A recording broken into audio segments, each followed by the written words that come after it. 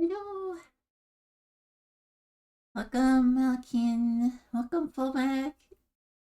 Yeah, we're doing disco finally.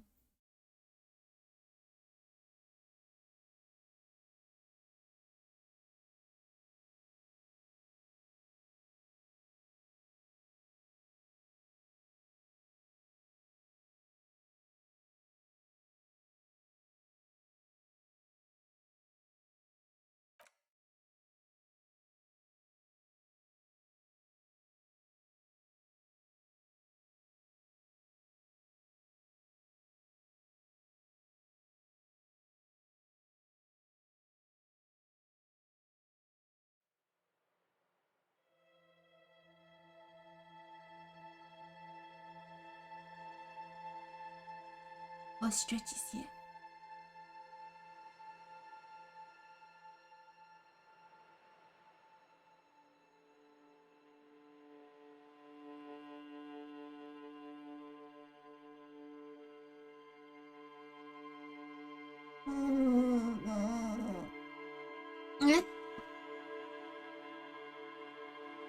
Hell yeah. I've played a tiny bit of this before, but I did not get very far. It'll still mostly be a blind playthrough.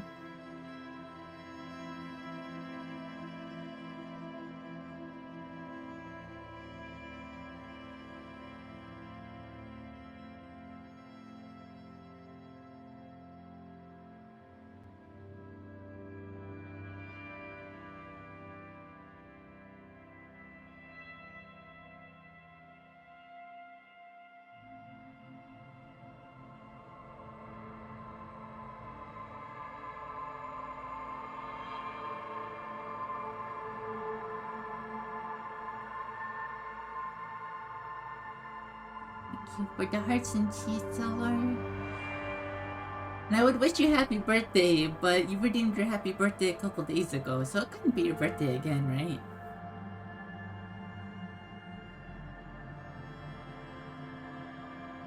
Oh shit! You have 2 birthdays in 1 month. Holy crap! Happy birthday, Silver!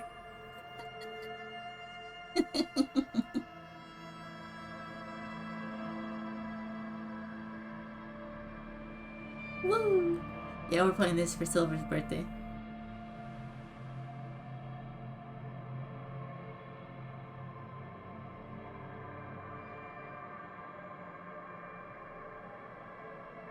Woo!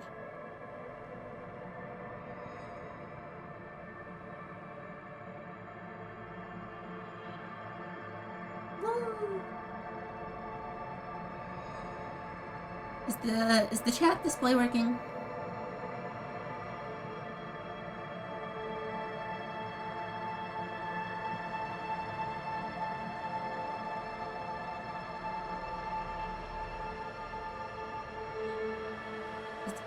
Hold on 1 second.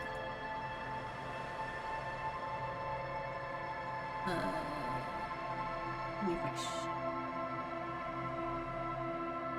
Oh, that's why, because I had it set to Egg's channel while I was testing it. You know, we want it set to my channel. That would do it.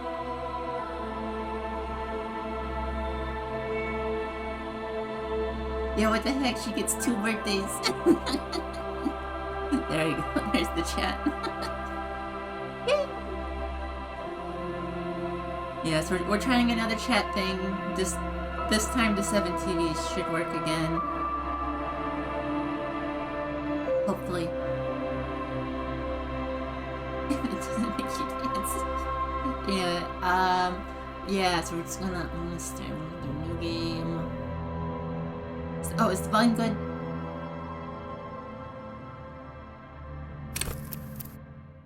I've played a tiny bit, like a couple hours, so this is basically blind.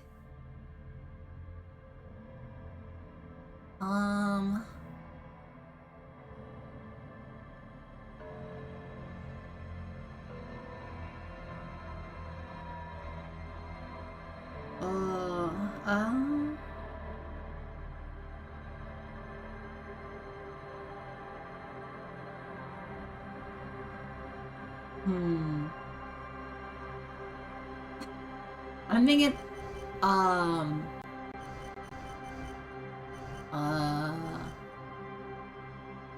I guess I did think her from my other playthrough. I wanted to start a new one though.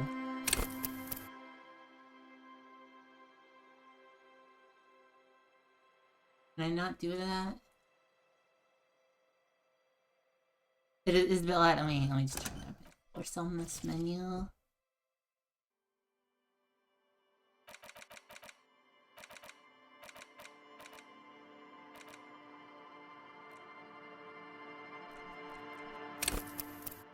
Else? Wait, no, the else? Is that just how this works?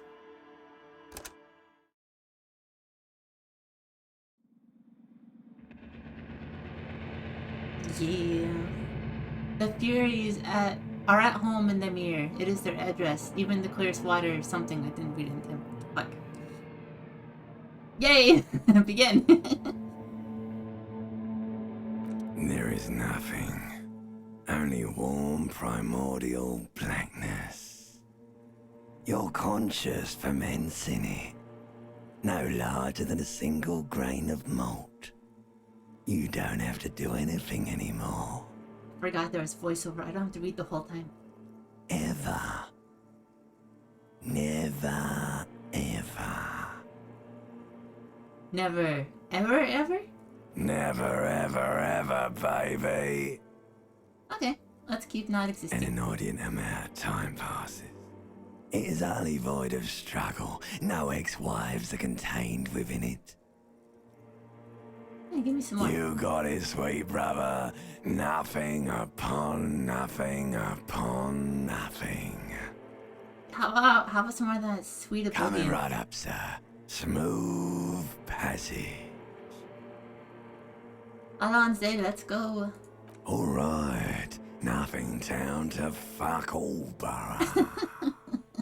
The writing in this. The return trip to the silence, please. Do you want me to upgrade that to a one-way trip, sir?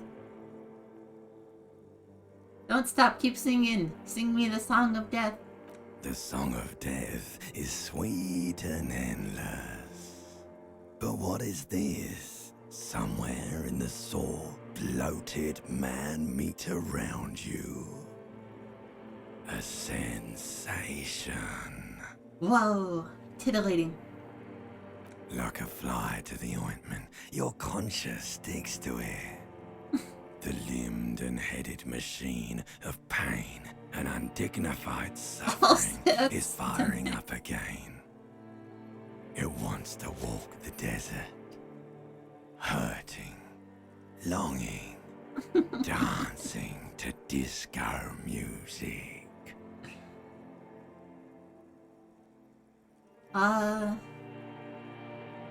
Mother, help me, there's a head attached to my neck and I'm in it. The stench of liquor rises from your mouth, and with it, an ungodly headache.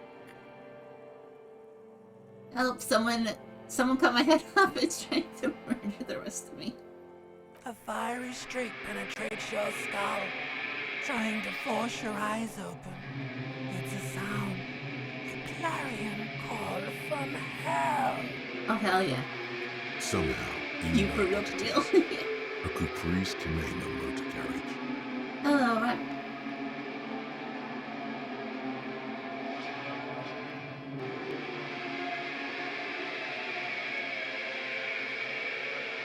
Motor carriage, you say?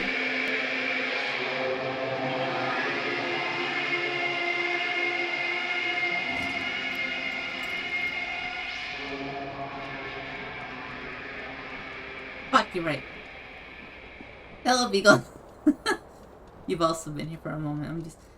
I'm just realizing I haven't helloed everybody. Or maybe I have. I don't know. My memory's fucked. Look, pantaloons. We don't need those. This magnum-sized bottle of Commodore Red is empty. I wonder where it went. It looks like someone tore out the tape while the song was playing. That's not how you use those. This reel-to-reel tape player is still on. Rolling empty. Well, damn time. Huh. What's this? Oh, it's in the other room.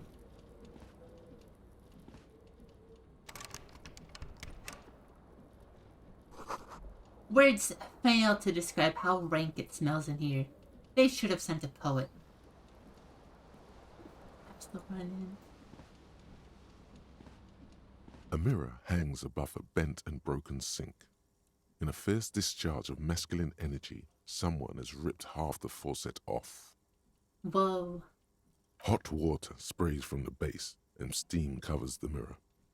You cannot see yourself, just the outline of a man. Ah, terrifying. Suddenly, you realize you have no memory of the face that awaits you there, underneath the soft vapor. No, I'm not doing that. You see bottles in the bathtub. Wine, beer, and sweet liquors. Yo, booze bath? Booze bath. Good for your skin.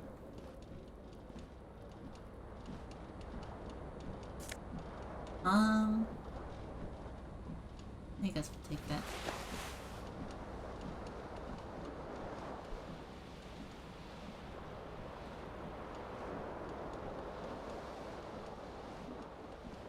The window stands broken in its frame. Cold wind blows in. Assess the damage. Well, look my calculus What do score. you mean, assess the damage? How would And you a do fail. that? What are you even trying to do? Yay.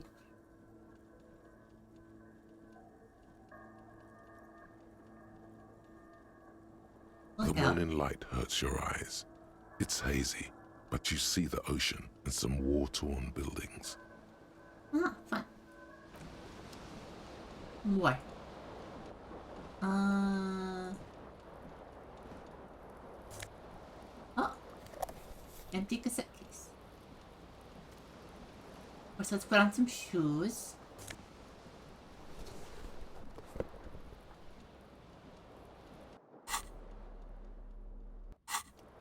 Alright, we're dressed. Let's go.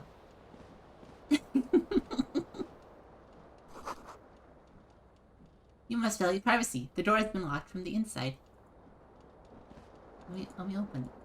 Let me open. No, I want to leave without pants on. Come on, let me out. Do we need to put the pants on? Oh, wait. No, we need our tie. That's what we're missing. This fan has two chain pull switches. One ends in a tiny fan, the other in a light bulb. A truly horrific necktie has somehow attached itself to one of the blades. Hello, Rain. Yaramas. That's me. Savoir faire. Grab the tie. Huh? Pretty good odds. You reach out to grab the tie, but what's this? Diffuse, radiating chest pain. Doom comes over you. Oh no, my chest, owie. This is bad. Feels like sharp stones grinding in your chest and keeping you from moving. Oh no, I'm already half dead. For quite a long time. Still ongoing. Now is a good time to start worrying. Finally, the pressure recedes. Oh, good. You find yourself covered in cold sweat and trying not to move, hoping it will keep you from dying. Yeah, let's not die again. You know what you should do. You should stop the fan and then try again. It'll get easier. Yeah, last time I played this, I died like really early on and I hadn't like saved yet or like I hadn't saved in most of the playtime because I didn't expect the death. So I hope that doesn't happen again. Do it if you want to die. The stabbing pain in your chest is telling you. You're hanging by a thread here. Yeah, it's probably light A bulb. terrible mistake. Turn the lights off immediately. You can practically feel the photons burning a hole in your brain. Yeah, I got into a disagreement with someone about race politics. And he was twice my size. Bring it on. Your eyes burn. Ow, my for the eyes. sensitivity. It's not good. The blades come squeaking to a halt. It should be easier to reach the tie now. Oh, I hate. Let's fail this again. You swoop up and catch the tie. Snap. It's released from the blade. Heck yeah, we got our tie. What you have in your hand is a truly hideous necktie with 4 or 5 different patterns. The knot reminds you of a noose. The lights are off again. The lights are on. The lights are off again. The lights are on. The lights are off again. The lights are on. The lights are off again. The switch must be broken because nothing happens. The air in the room is starting to feel like vaporized urine. I'm guessing I have to pants on. You hear a jingle. Keys are clinking in the pocket of your flare pants. I guess the pants were required then. They shot the keys. It says whirling in rags on the aluminium keyring. Yo, they There spelled is a single aluminium key right. on the ring. The number 1 is etched on it. It should open the door. The whirling in rags is a hostel cafeteria on the urban coast, frequented by dock workers.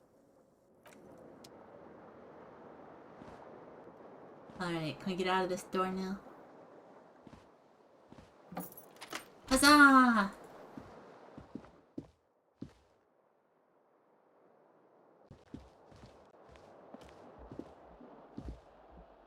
What was this? There's something on the table. They're 2 different things.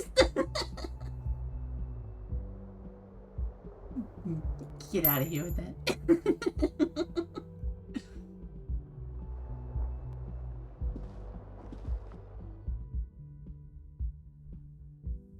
Yo, thank you for the streak. The smell of the sea makes you dizzy. Oh, we found something. Yo, more shoes. A gust of briny wind washes over you. There they both are. 2 identical shoes. Oh, that was my shoe. Both copiously green and indiscriminately snakeskin, reunited on your feet. Yo, our feet are protected. Like 2 baby crocodiles. Crocodiles. Where do they fit? Good, they're balanced, comfy. Feels like the only good thing about you right now, truth be told. Damn. Yo, when the shoe fit good though, damn, that's nice.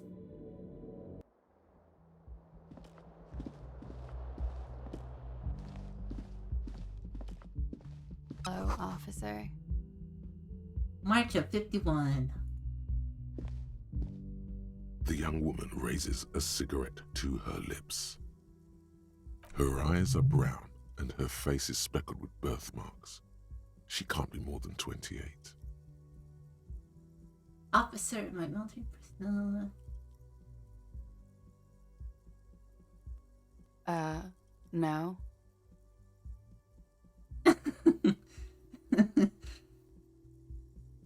I know, I'm a businessman, chief executive officer, right?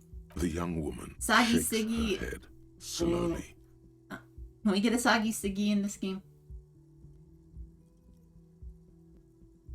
Chief technical officer? No. You're a police officer, sir. You're shitting me. I'm not. Unless you've been shitting us all this time. All this time. You've been here for 3 days. On official police business, no less. Yay, amnesia. Couldn't say. In truth, so far, mostly drinking. Yeah, that's police business. You have no doubt about the drinking. But do you strike yourself as a tight-lipped drunk? She must have heard something. Oh, lots of choices.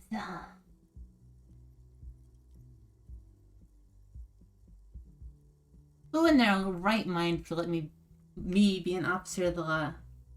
Don't be so harsh on yourself. They let almost anyone be a police officer. Oh, that's true. Hello, Joker. I think expression. Yeah, I think we'll try the expression. Oh, this is gonna be good. The words have already left your mouth. I want to have fuck with you.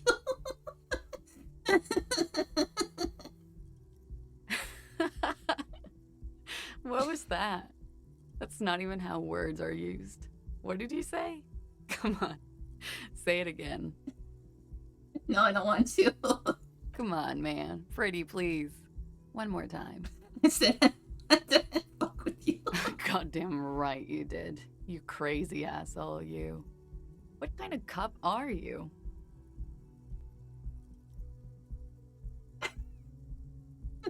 Love these options. I'm sorry. I don't know why I said that. You're pretty. I'm sorry. I'm the sorry cop. Don't be. It was funny.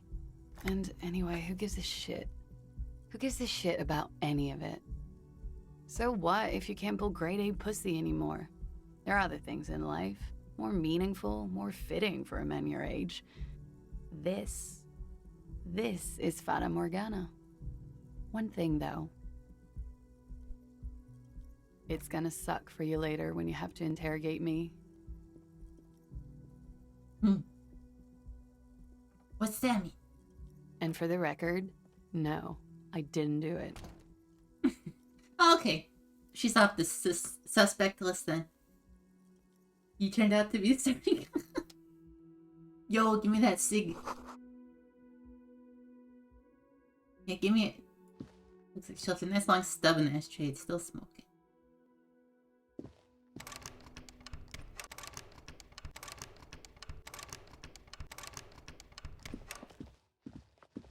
The door is closed. Try the handle. This door can only be opened with a key or from the inside. Please. What do we got here?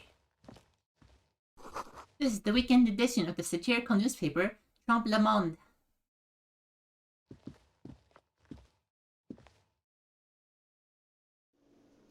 I'm not quite sure what that means.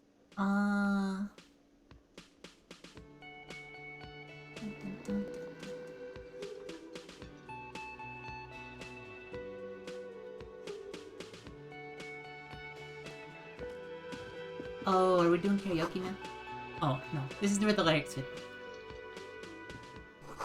A big old karaoke mic just waiting for someone to sing on into it.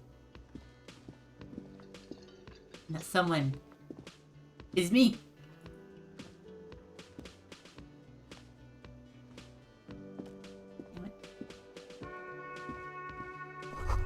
And the speaker is connected to the radio. The music is seasoned with static.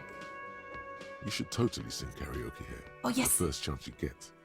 Your emotions need to be expressed. Yes, People need to know your vast oceanic soul. definitely.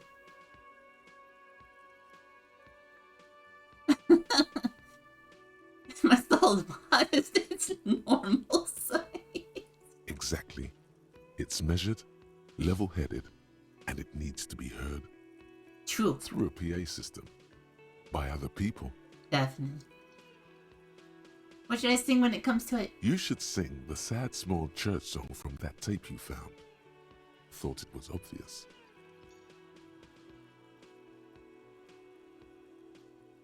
Yeah, of course. They'll really get a gauge on my soul with that one. Serves them right. Wipe that smirk off their face with your sad, tragic song. Who's laughing now?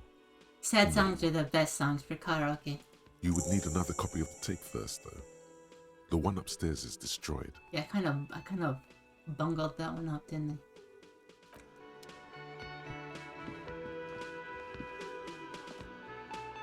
A man in his late 20s stands behind the counter, inspecting a stuffed seabird. As you approach, he gives you a sideways glance, then Yeah, looks same. down again. The barb. Everything is cool between you and this guy. He's a big fan. Make some small talk. Yeah. Super cool. No, it's not a pin of shame. It's a pin of I liked what you said. Look at the burb. A competent work of taxidermy. The white and brown seabird lies among piles of coasters and drying mugs. One of its wings broken. The man is trying to mend it. Looks like the bird was ripped off the shield that was used to mount it, most likely on a wall. Yeah, it says you, Bouncy Castle.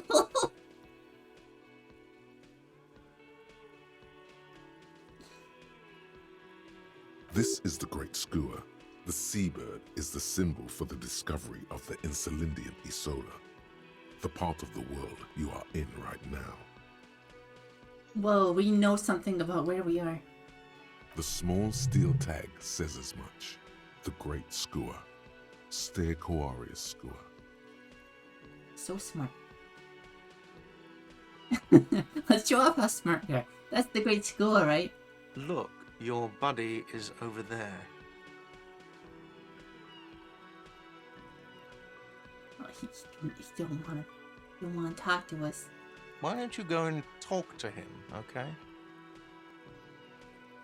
I'm a cop and I talk to whomever I please. He pretends not to hear you, concentrating on the bird instead. Are you the bartender? No, I'm not the bartender. I'm the cafeteria manager. It says right there. What the heck? Why didn't we know that? He's very animated all of a sudden. This seems like a touchy subject. Well, you look like a bartender. That period of my life is over. Not everyone who stands behind a counter is a bartender, okay? I'm the cafeteria manager. What's the difference? I have 3 cafeterias to manage. 3. Sylvie tends the bar here, not me. I'm only standing in. Where did the Sylvie go? She just, you know. His eyes dart from left to right. This man isn't lying, but he is hiding something. Annoying everyone! You just what? So now you're a cop. Oh, forget it.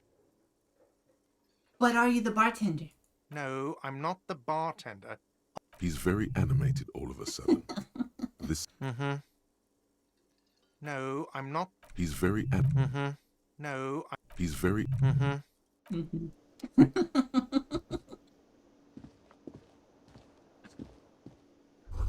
The menu has been wiped clean. Only the word Monday is written on it.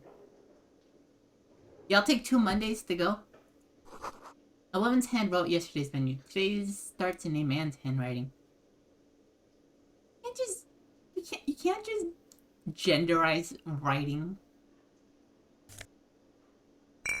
Yo, we got. Wait, what was that? I didn't even read it.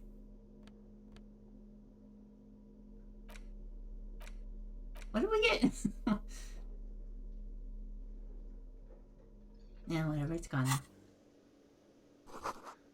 There's a water cooler. A large buble is rising to the surface. The soft purr of an electric juicer comes from the kitchen. Someone is working. The door is bolted. Our sign reads, kitchen reserved for personnel until 13. So random customers can go in the kitchen in the afternoon? That's interesting.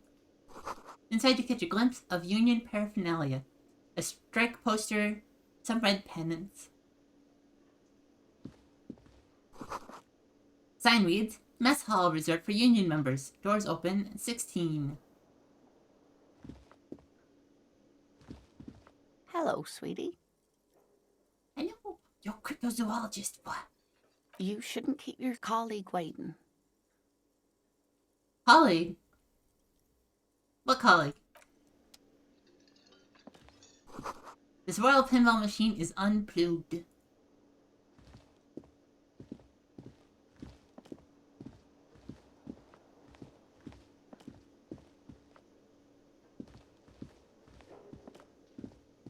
Anything else? Oh, yeah, here we go. Here's something else. man is sleeping at the table, wearing mud-caked boots and rolled-down overalls. The back of his shirt reads Wild Pines, encircled by a logo with a tree. A colorful piece of plastic is dangling from his carabiner. Makes your fingers itch. Oh, my fingers are so itchy and twitchy. On the counter, rolled out of his open hand, you see a blister pack of headache medicine. Oh. Alright, yoink. The man does not mind. You probably need them more than he does. Sure do. You've just picked up some magnesium. This item is stored in the bottom left corner of the screen above your character portrait. Use magnesium to heal your morale if you have morale damage.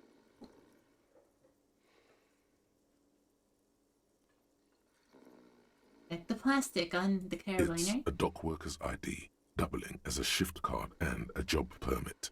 A young, able-bodied man stares back at you from the Nice. photo. Does it help? Santiago S. John.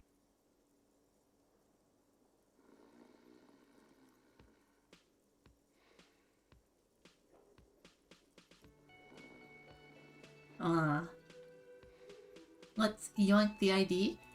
Because we're a police officer You and we can do fumble with the that. spring-loaded gate of the carabiner, but to no avail. The dangling items refuse to come loose. They just jingle in an ever louder manner. Jingle jangle. Yeah. The placebo effect is real. Like fucking sleigh bells. What are you doing? You're gonna get caught. Stop finger fucking him, officer! I'm responsible for these oafs and their stuff. Even Sleepy there.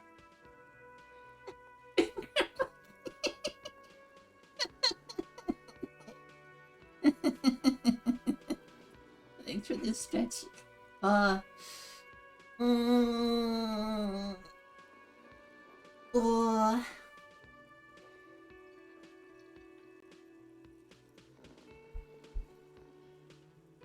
We might be dealing with a criminal here. Let me work. Yes, sure. A criminal.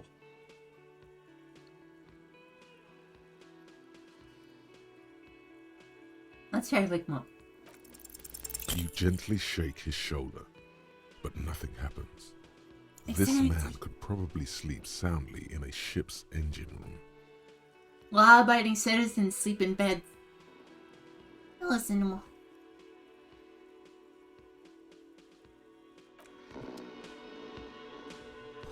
A bottle of rum has been knocked over. Beautiful dark liquid is spilling out. Can I look it off the table? Nom nom nom nom. Summer door closed for the winter. That sugary black rum stain on the counter makes you teary-eyed with joy. It's almost touching how syrupy and sticky it is. How long have you been up already? I've been up so long. You don't understand. I need to drink. It's drink o'clock. Attaboy. It's coming back to him. You had your mesolimbic reward pathway worried there, not thinking about drinking all that time. It was like you weren't yourself.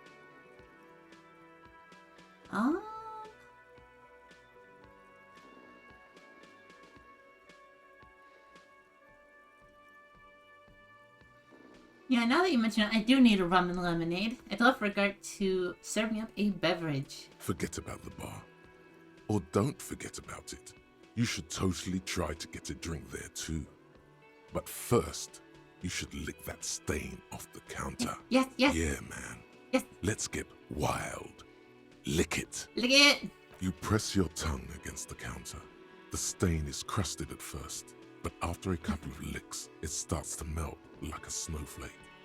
If snowflakes were made of spiced black rum, maybe it's your imagination, but there's already some lemonade in it too, and some human hairs. Oh, and free protein.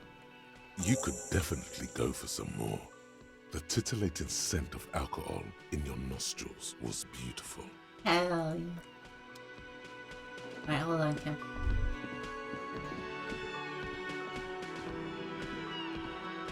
The man plucks at the Yeah, he cigar, might be. frowning.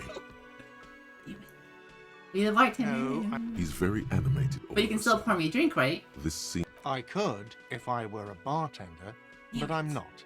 I'm the cafeteria manager, so I won't. But the boss is right there. Mm-hmm. Very creature.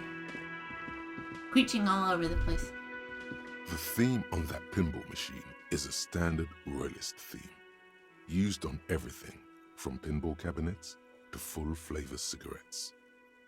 What are its hallmarks? Clinging to a picture book version of the past century, waiting for the king to come back and cast out all the profiteers and homosexuals. Basically, No, the imagine a homosexuals. yellow plastic crown with a liquor brand emblazoned on it. Like, I'm cool to get rid of the profiteers, though. Where do I get such a crown? It comes free with a six-pack of Vermilion Roy d'Or. The words Roy d'Or are stamped into the crown's plastic. That's convenient.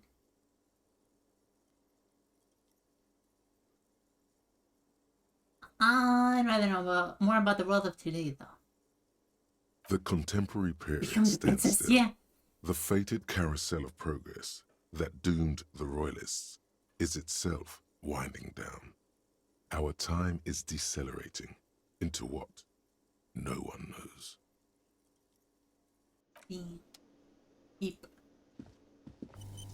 A bespectacled man in an orange bomber jacket is tapping his foot on the floor. Looks like he's waiting for someone. You. As you approach, he narrows his eyes and extends his hand in greeting. On the sleeve of his bomber jacket, as well as on its back, are the same enigmatic white rectangles as on your blazer. Yo, rectangles! We love rectangles. Shake his hand. Hello, I'm Kim Kitsuragi, Lieutenant, Precinct 57. You must be from the 41st. No, I'm from upstairs. You realize he's waiting for your name. Ooh, we gotta invent a name. Concentration makes you squint your eyes. Your name should be deep gold and orange, like a forest fire looming on the horizon, but mixed with the stench of liquor rising from your breath. You're 2 steps closer to it, but there are still many to go. It is not yet time.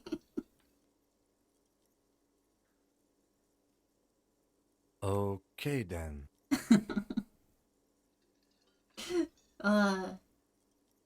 Processes info then disregards it. It looks like we had a little scheduling error on Sunday.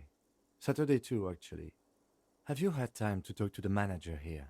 No, just the bartender. What he means is, he has been trying to meet up with you for 2 days, but you have been otherwise occupied.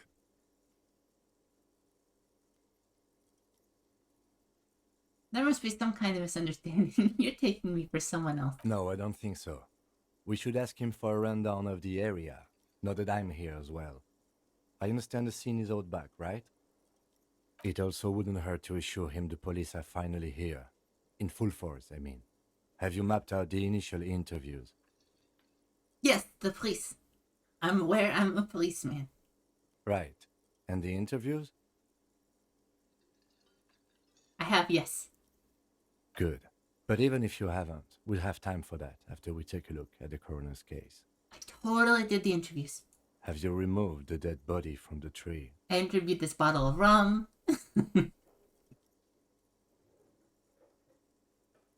know what? You know, look, man, yeah. Does that mean the body is no longer in the tree?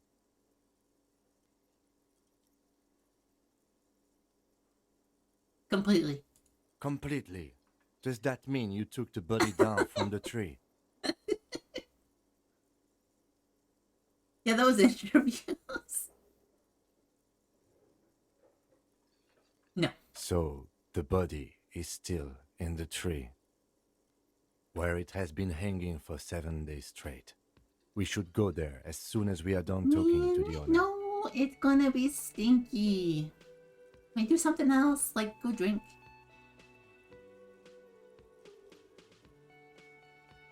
What if I told you I'm not really a police officer? We all feel that way sometimes. There is no such thing as a police officer, I'm afraid. What remains is that there is a dead body in the tree. Someone has to figure out who put it there.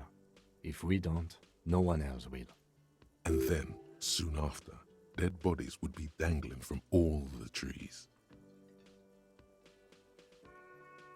Like Christmas. But first, we have to take it down. No, never take down the Krampus decorations. But I can't remember anything. I can see you drank last night and the night before, and that you are still drunk now.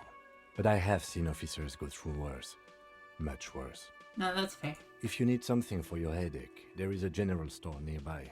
But as I said, the dead body should be our #1 concern. Alright, let's get going then. After you, officer. Woo! If you're about to embark on an investigation, shouldn't you have a badge? Yeah, wait, shouldn't I have a badge or something? You mean you don't have a badge? I have my badge. I'm a policeman, and I have my badge. Oh, He really if is. you didn't have your badge, then that would be very bad. You would need to report it on my shortwave. But since you do have it, we can go straight to the task at hand. Hell yeah. Lieutenant Kitsuragi is now in your party. You can talk to him whenever by interacting with him. Hell yeah. Yes? I want to talk about you. Me? Yes, you. I don't see how my life is pertinent to the investigation. We'll work better together if we have more rapport. That's a fair point. All right, for the good of the investigation, what do you want to know?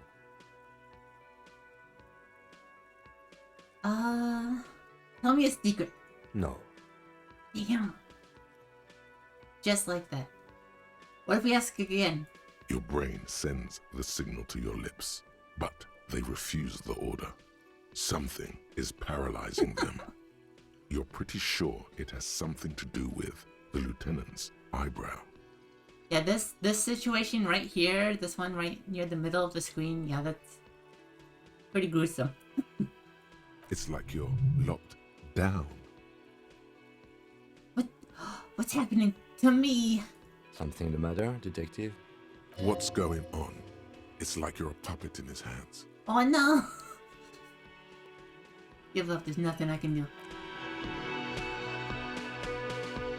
The lieutenant relaxes his eyebrow, and you seem to regain control of yourself. You're wearing glasses. That's correct.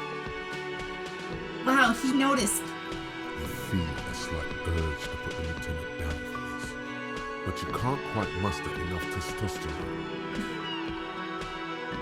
Glasses are cool. Are they? They're mostly just cumbersome. Did the game get louder?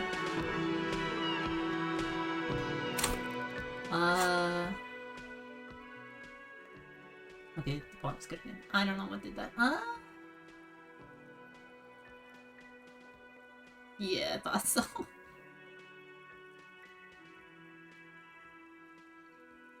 Good. That's all for now. Let's change the subject. Tell me about the case. What do you want to know? Would you say this is a mysterious case? No, it's not a particularly mysterious case. Why not? The deceased is a security guard for a corporation involved in a labor dispute. It doesn't take a DeLorean polymath to put the pieces together. I just don't see the case getting more mysterious than that. True.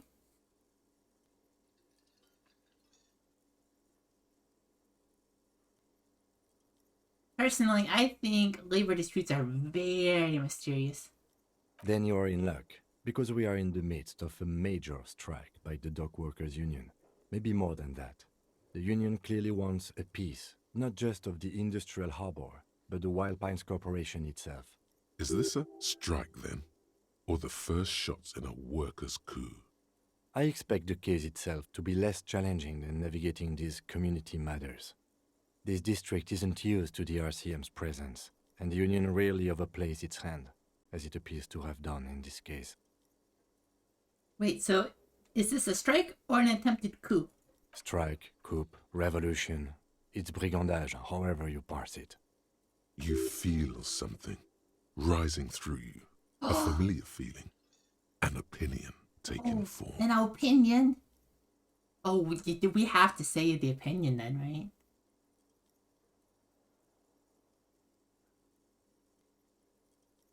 Oh, these options are good.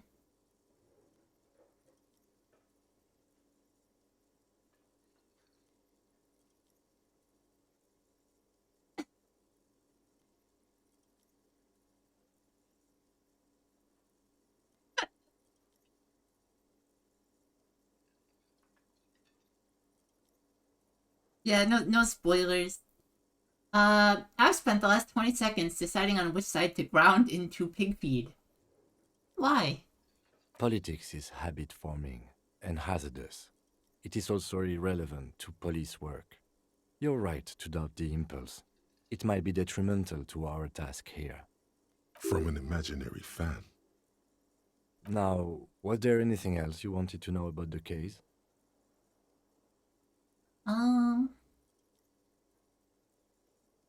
Yeah, if we're from different precincts, why are we on the same case? I'm afraid you and I are pawns in a pissing competition. Yes. You do you don't mean? know? I assumed you were in on it.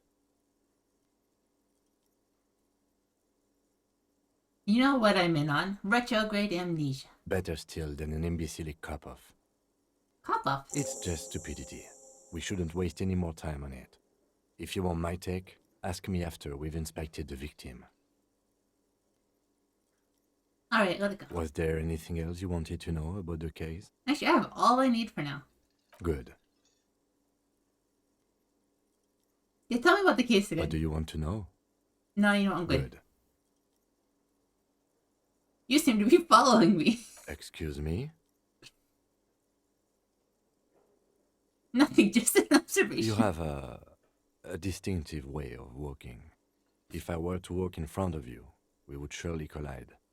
What do you mean by distinctive? I hope you don't take this the wrong way. It's just a collegial observation. In the 57th, we call it the Jamrock Shuffle. Officers from Jamrock's 41st Precinct tend to move a bit erratically. Oh, it's not just me?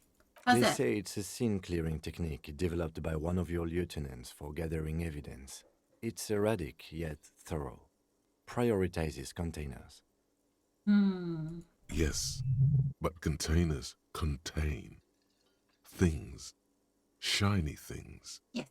They're interesting. Yes, give me the shinies. That's racist. I don't prioritize containers. I'm sure you don't. It's just a stupid interdepartmental thing. I'm making assumptions. We should move on. Alright. No.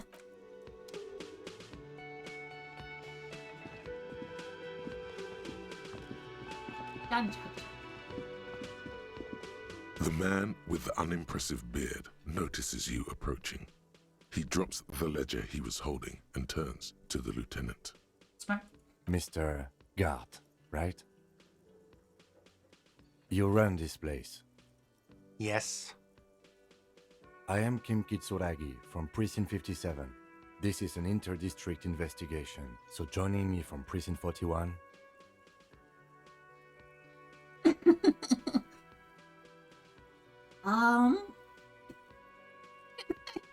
Drink?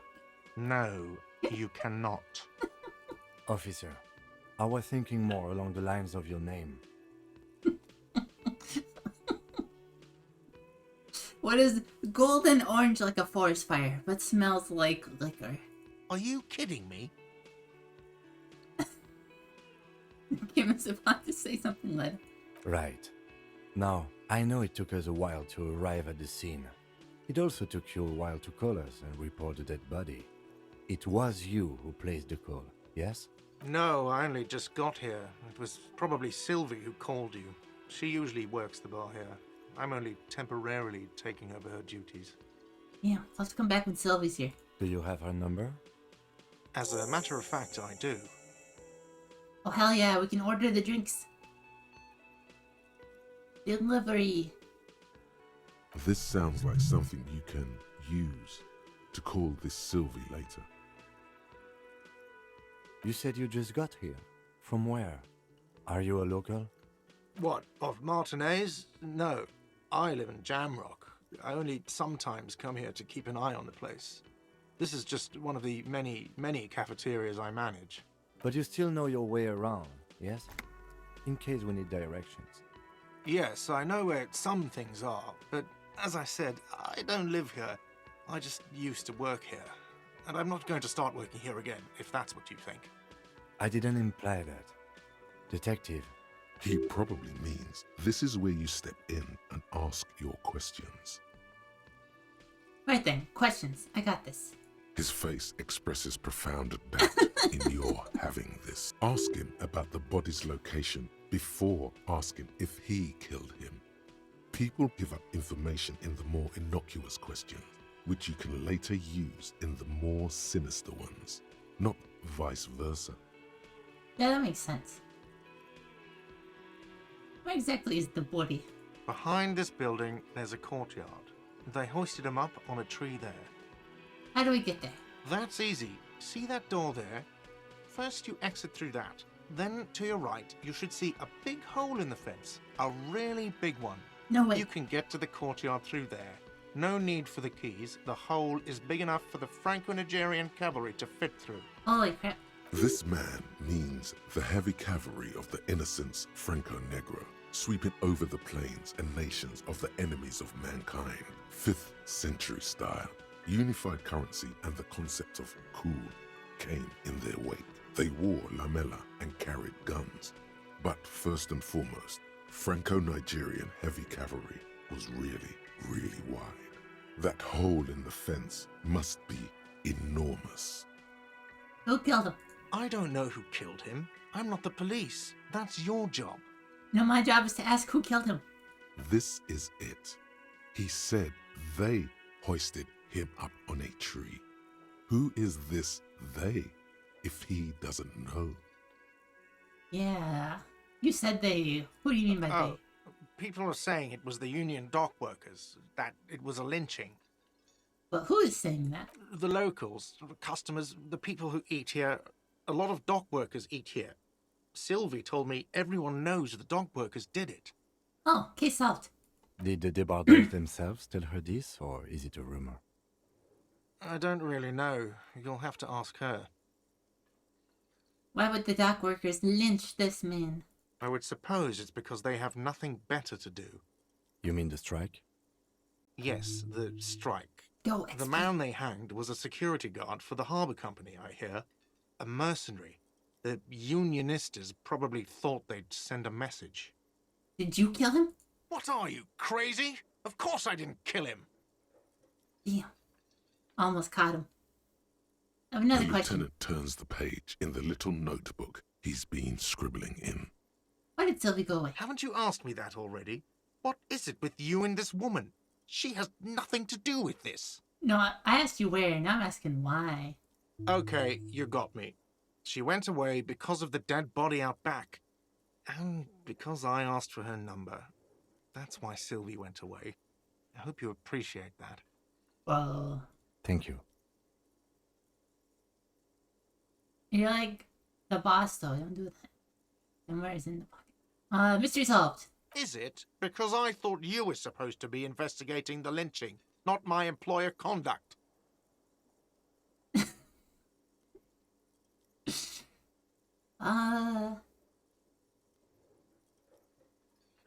This stuff gets on my nerves. I'm a feminist. What? You have a phallus in your ear. I said I'm a feminist. That's good. But there is a timetable for this investigation, dictated to us by the stages of decomposition. And it says we need to move on. Damn. You've gained a thought. When Yo. this dialogue is over, go to your thought cabinet and internalize it for special bonuses and effects. Holy crap. We have one whole thought. That's all. Let's go. Hell yeah, that went good. Not so fast, Mr. Feminist. You owe me 130 real. Alright, slip away.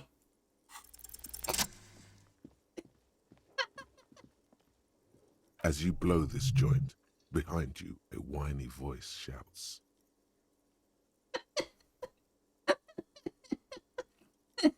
So baby can fit one pot.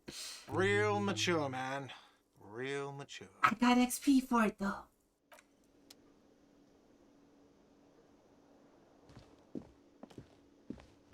Kim, come on.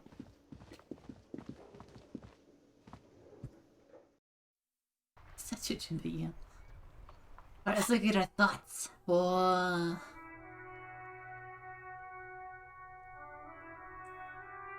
Less authority against men.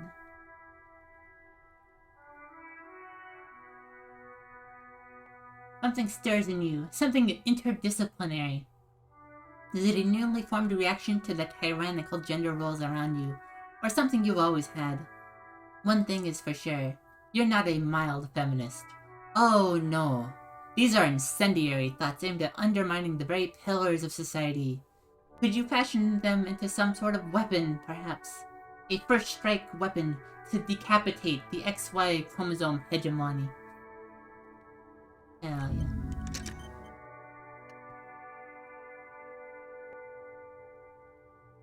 Yo, THC.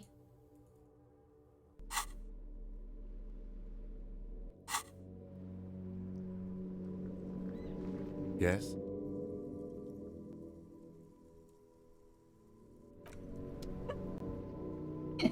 Yes. Heap of snow melts in this wheelbarrow.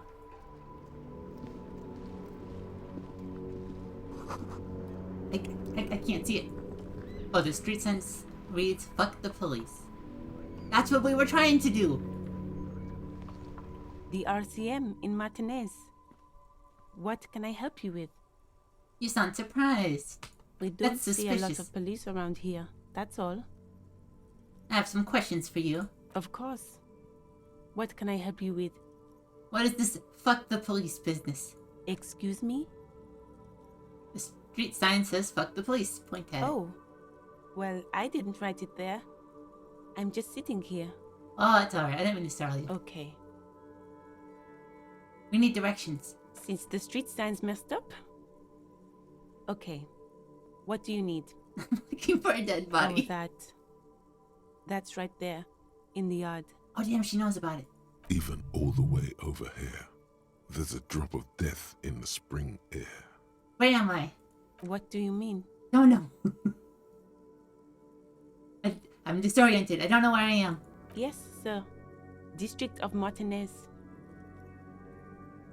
This intersection is called Roundabout North. He knows where we are. He just wants directions. It's uncomfortable with the level of disorientation we are displaying. That's all for now. No problem. She's very well composed. Back straight. I have to run. Of course. I won't hold you back. If there's a corpse, then you're going to need those gloves for the autopsy. Oh yeah. Those gloves aren't really my style though. So yellow. Pigs go home. Yeah. Alright. Oh, what's this? Rue de Saint-Glazine.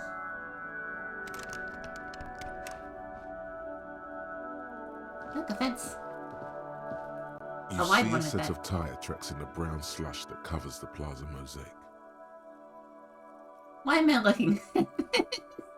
Cop habit. You look at everything. Oh, that's true. This isn't case related, you think. Reconstruct the movement. The tire tracks were left here by an unknown event that took place some days ago. It's a message, written in the language of burnt rubber. Some of that rubber stuck to the tiles right in front of the whirling in rags. This is point A. The driver started there, and then accelerated straight into the fence, left a hole big enough for the Franco-Nigerian cavalry, according to the cafeteria manager. Damn, why'd they do that? What happened next? The driver proceeded to back out of the yard, barely stopping before hitting the adjacent building, before heading south. Must have been in a hurry. A car drove through this fence. You are correct. This is a rather motor carriage-friendly city. Is this connected to the case, though? I'm not sure. There are plenty of traffic accidents waiting to happen in Martinez. With the jam right here on the roundabout, I would keep them separate. Fair, fair. You could follow the track south. There seems to be a canal there. See where they went, if you find the time. Yeah, we can do that later. Right. Let's go check on this body first. Actually, I changed my mind. Bodies are scary. No, please, we have to go do it. Hello, Amadis. Yeah, this is good. No, wait, I don't want to get gross dead body germs. No, you're right, Kim. We gotta go check on the body.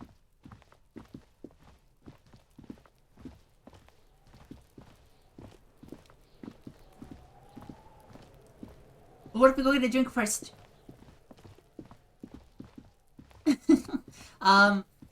I've played like a couple hours of it before. So, mostly blind. The letter R wears a crown. On the ribbon below, a light above descending.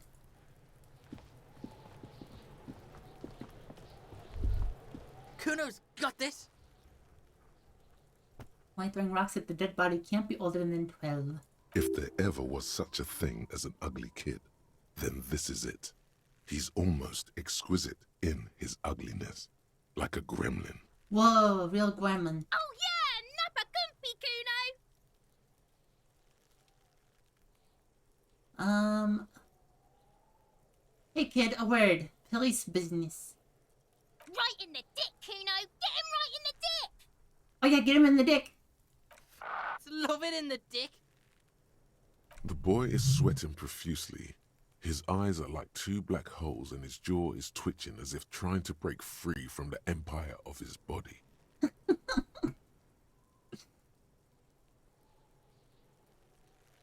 Stop using slurs at my crime scene. That's not how we do it. Can't talk, pig. Shit's coming up strong. Throwing rocks. Shit coming up strong. That sounds good. Joyous. You should hang out with this kid and see what that juicy shit is all about. Juicy what now? I mean drugs. The kid's on drugs. Hell yeah, let's get some. Yeah, Kuno! Ride the lightning, Kuno! Yeah. Kuno's riding at sea. Yo, can I have some? The rake, Kuno! You should throw the rake at him, Kuno! Yeah. Juicy shit, yeah. The fuck? Does Kuno know what a rake is? Kuno's not a gardener. But you know gardeners use them. Kids, you want to hang out? I'm not a narc. Fuck no. Kuno doesn't buy that shit. Fucking entrapment shit. Damn. Fast. This kid has got street smarts. Kim, what should we do? We shouldn't do anything. I don't tempt such forces. What forces? You will see. The language these kids are using, pure unfettered id. There will be no reasoning with those creatures. Well, yeah, I'm their children, that's fair. I don't have time for this. Yeah, knows what entrapping is. Fair point, fair point. Oh. It's on the ground. I gotta step this far away to look at it, though. There are several footprints in the mud, left by work boots. Anywhere from 6 to 12 pairs have walked here. Ooh, getting an exact count. I'm so smart. Maybe more than 12. No. 8 pairs of boots have shuffled back and forth in the mud. You go over them. 1.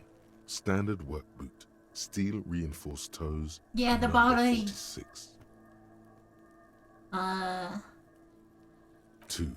Standard work boot. steel reinforced toes, number 44. Damn, I know so much about shoes. 3. Hobnailed work boot, steel reinforced toes, number 43. I'm glad everyone's wearing their steel reinforced toes. That's important. 4. Standard work boot, number 45 or 46. Wait, which is it? You don't know. It's a miracle you can tell the prints apart as it is. The cold must have Yeah, it preserved is. It's them. really impressive. 5. Another standard work Especially from boot, this far away. steel reinforced toes, number 44. 6. An aberration, light as air, even pace, same make of boot, but number 41. Not the worst. 7. The glowing outline of a standard work Let's keep in the boot, streak. number 46. But the imprints are twice as deep as the others. The weight exceeds 200 kilograms. Damn, that's heavy. 8. And yet another standard work boot, number 44. There's an aberration in the pattern of the sole, however. The right sole is smoother, more worn. How many?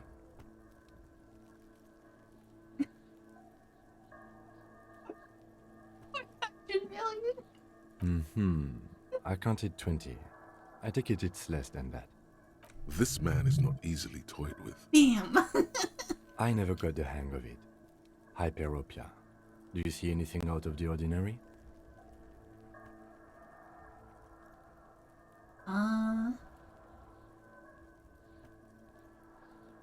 Yeah, the heavy one.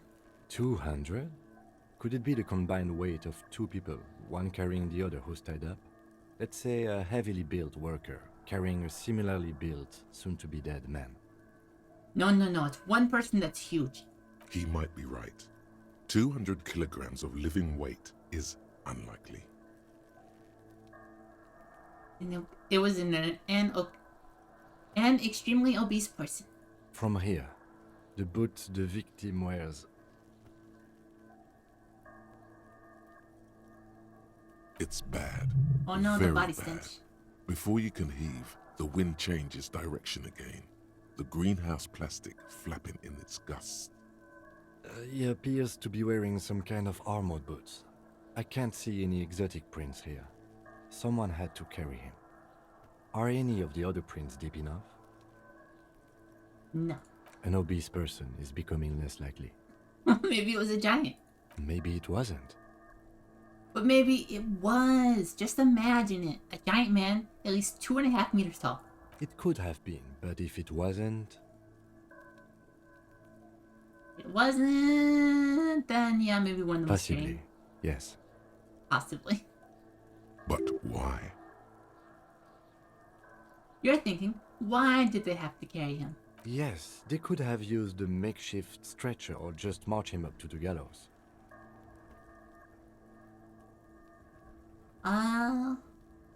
Maybe the victim wasn't conscious. Even easier to carry on a stretcher, or between two men. Anyway, it's for future consideration. What else can you see? Light step, number 41 shoe. A woman? Or a kid? Could be a kid. Okay. How do you know? He knows it's hard to discern sex from a person's gait. I'm just saying random things but looking at holes in the mud. I have no idea where any of this is coming from. That's okay. Go on. An aberration. One soul is smoother than the other. Interesting. Let's name it the old soul. Do you have any ideas, Lieutenant? Someone operating a workbench with a pedal? Like a joiner at the harbor. Or maybe a drummer? So one of the people we're looking for is a drummer. No, it's not. Forget I said it. We are not looking for a drummer. Damn. Perhaps it could be a driver. A driver would wear out the right shoe before the left. The accelerator is on the right. Interesting. If only I had come up with that idea. He doesn't seem to hear you, looking south toward the traffic jam instead. The machines are silent. The engines are all turned off. We should keep our eyes open around the traffic jam. See whether anyone strikes out as a potential suspect. Seems prudent, no? Yes. Prudent. Mm-hmm. How do you think these tracks are? A week, maybe? 7 days would fit the time frame provided to us by the caller, who reported the hanging. I'm just saying, shit, Lieutenant. Okay. Exactly what I'm going for. I don't remember what color it was, but it was the thinky one. So we're gonna pretend to be smart, but like be really dumb about it. It is not impossible. How do you know? I pulled last week's forecast for coastal Havashol. 7 days below freezing. The day before, the day of his hanging, was the last warm day. Correct again. Sub-zero temperatures would preserve the tracks in a good state. The commotion here could have taken place a week ago.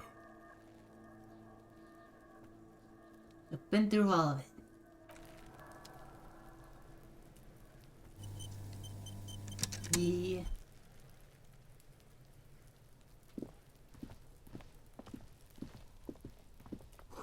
The winch mechanism has been oxidizing for years. Oh. An inconspicuous pile of the roofing material, Eternite. Why am I looking at this pile of roofing material? Because there's a secret door hidden behind the panels of Eternite. That's why they're too orderly. Pull them aside. There it is. You see a shabby little door.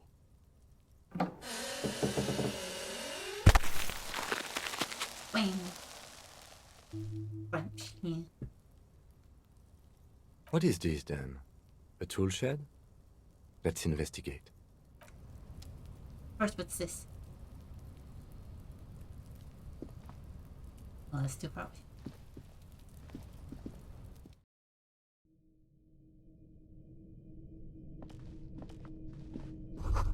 An empty tube of magnesolam magnesium supplement.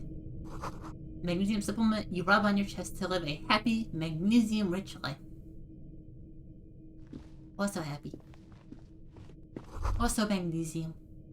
A silver plate with traces of bone yellow powder. Be still, my beating heart. It's amphetamine. Sweet amphetamine. Oh, hell yeah. The lieutenant isn't studying the powder in the mirror. He's studying you. There's a good, vague way to ask where he stands on drug use. Professionally, I mean.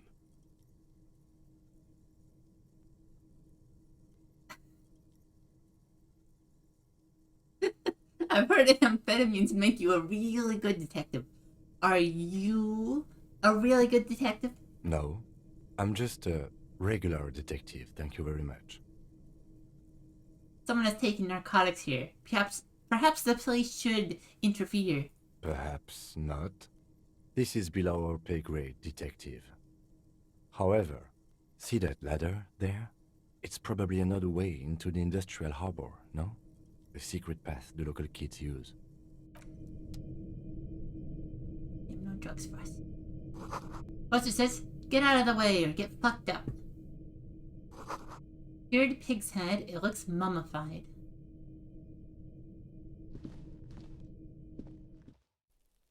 I like how we've not done anything with the body yet.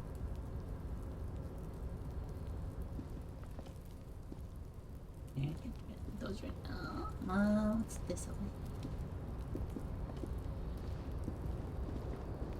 Oh, what's this?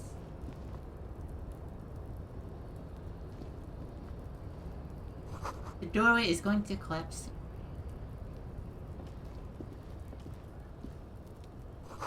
Restoration pillars keep the ruins together. Oh, a bucket! Take the... Oh, postcard. Grand Coron 37. Meow.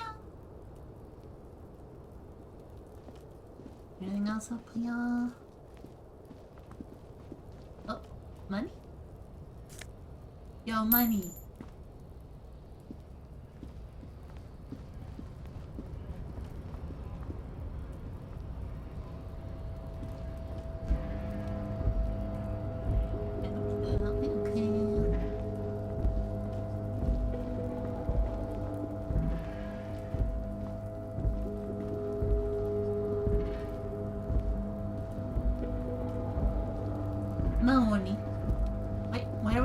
best far way to look at this thing? Oh, because we can go up here. Oh, thank you, Detective Rich. Looks like someone left his tarpaulin cloak hanging from the railing here. When the wind ruffles the cloak, you can most definitely see a white rectangle on its back. Oh, wait, rectangle. Yo! New jacket for us. They look cool. They were kind of pissing me off. I don't know how to actually do that.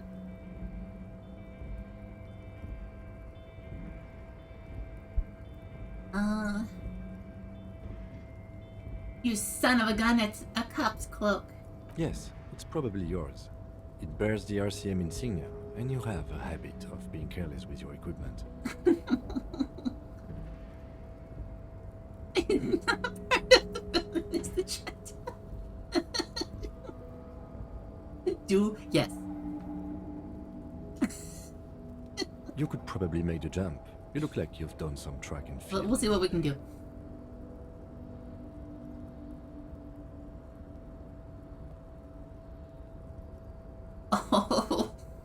Oh. Let's see. Do you really think this cloak is mine? Should I go for it? Jump. The cloak? I do think it's yours, yes. As to whether you should go for it? Well, it doesn't seem too dangerous. 2 meter stops. Whenever you're ready to do it, I'll be right behind you. The cloak looks like a bag of goodies floating in the wind. Who knows what its pockets may hide? Yeah. Look around. The wind is aggressive up here. The lieutenant looks at the enormous crane towering in the distance over the container yard. That machine is a Kvalsund 1020 HK. Balson 1020 HK. Is it? Kvalsund makes a lot of heavy equipment, but this is phenomenal, even for them. But I digress. We were focusing on your cloak here. What exactly are we doing? What are we doing? We're awfully close to breaking into the industrial harbor. They're bound to have information for us. I thought that was our intention. Or it could be that we are just exploring. How do I save? Wait, can I not save right now? I want to save before making the jump. I don't want to die again. Oh, I see. Not right now. There. New save.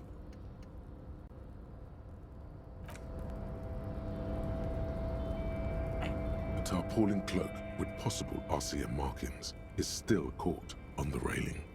Well, I lost, like last time I played this game, I lost a couple hours of progress from not saving, so it was a good time to try anyway, or to do that, yeah.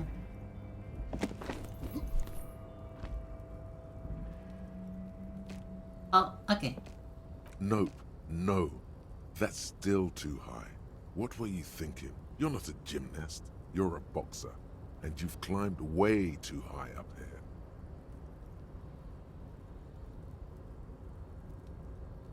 That's not what this says, but okay.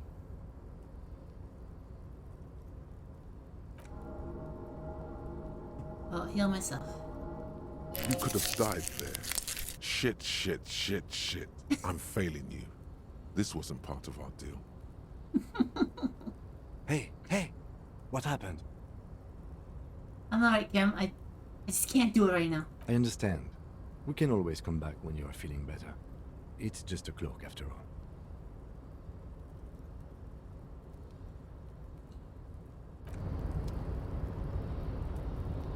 Not that.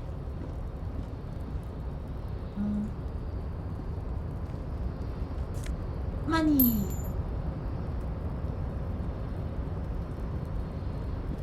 Doesn't look like I can do much else up here.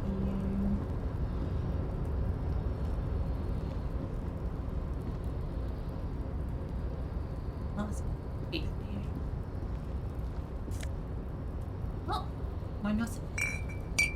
Jeez. Yeah, I like just go right here. You know, it's a little bit higher, you know, less drop. Just like gently let yourself down, then ask for Kim to pull you back up.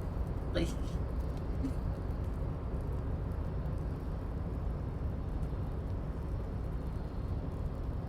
it's only a 2-meter drop.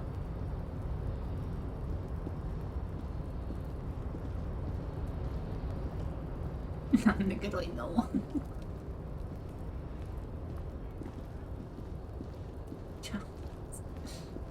I'm not seeing what else to do up here, so I'm gonna go back down.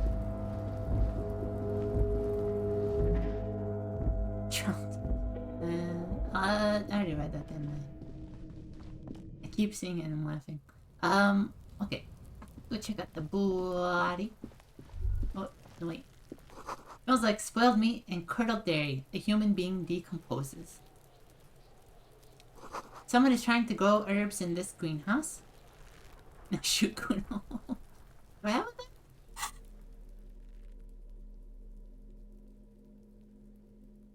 I don't seem to have a gun.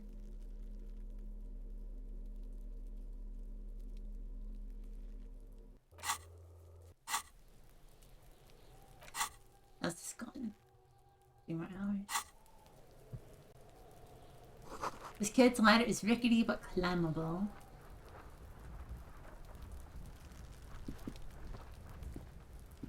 The corpse looks at you with bulging white eyes. The face around them does not look human. It's swollen and ready to burst. His lips are fish-like and his tongue like a ball gag in his mouth. Yeah. You seem to be holding your breath. A cargo belt twists his neck at an unnatural angle. The body below appears stiff. It's letting out an ungodly rot. The smell seeps in even through your clenched nostrils.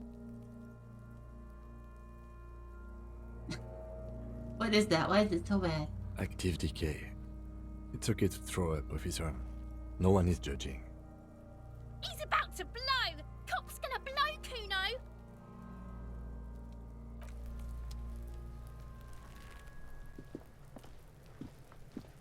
Can't you see I'm throwing rocks?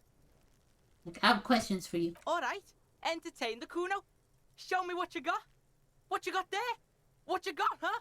Show. The kid moves his hands like a basketball player dribbling fast.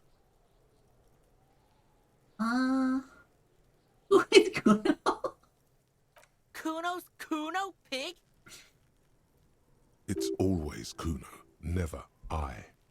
Clearly the kid's using the third-person perspective as a shield.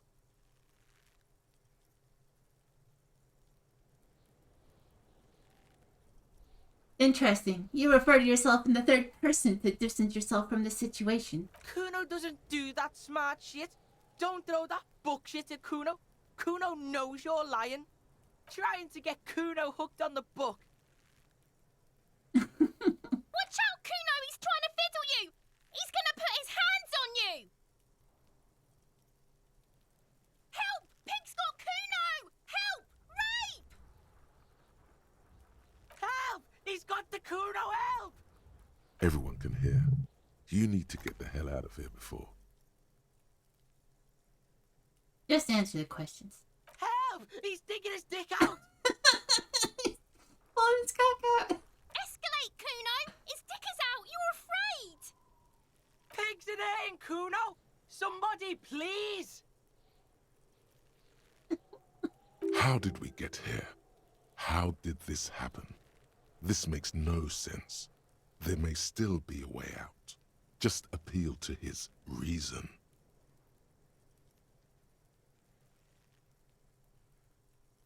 Yeah, shut him down. Our chance of success is shit, though.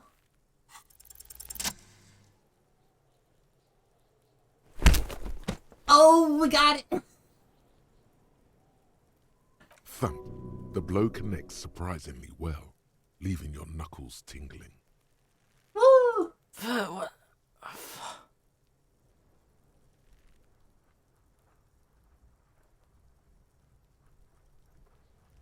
You made me do this. You did this to yourself. No, officer. You did this. Get yourself together. Damn it, Kim. Why you're always the voice of reason? Okay, pig. Kuno knows to respect that violent shit. You should see Kuno's dad. Kuno's dad doesn't give a shit about anything. That doesn't sound good.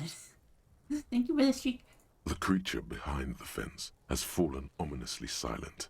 Only her eyes are alive, jumping from actor to actor.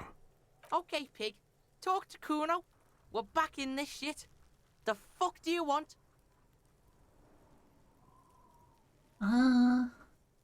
Body, what do you know about it? Shitload, pig. What's your question?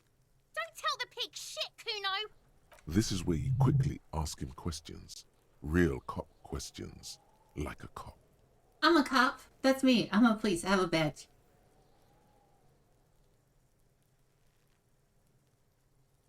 You know how I got up there? Probably climbed. Kuno was busy down the road when that shit went down. You didn't see it happening? You heard Kuno. Kuno wasn't even in Martinez. Kuno wasn't in Revachol. Kuno wasn't regional. So where did you go then? I don't know. Some fucking Mesk or I don't know. Some other place. Night City. Kuno was in fucking Night City. There is no Night City anywhere. That sounds like the name of a city in some pulp science fiction novel. Okay, about the dead body. Yeah. Kuno didn't smoke him if that's what you mean. Thanks, Kuno. That's one name you can now cross off the list.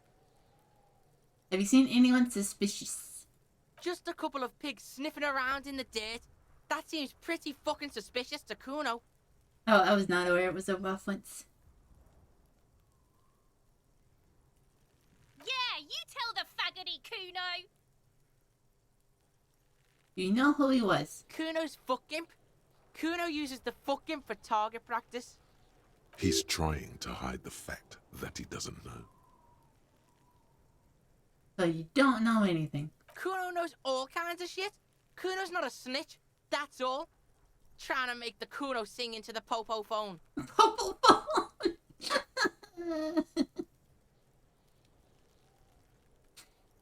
No, see, it's not English, so they don't have to censor it. You're testing Kuno's patience here. Get lost.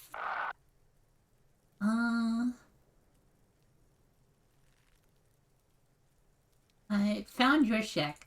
You found Kuno's secret door to Kuno's secret shack. It was closed for 5,000 years. How the fuck did you get in?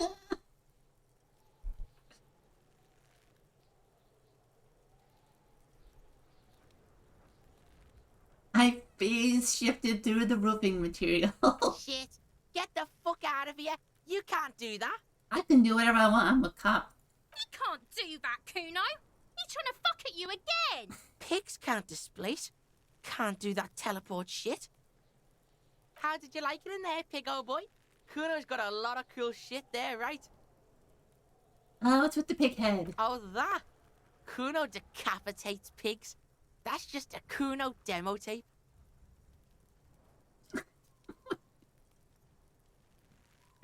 A cool pig head. I liked it. I got one too. This one. Points to head. It's shit. What?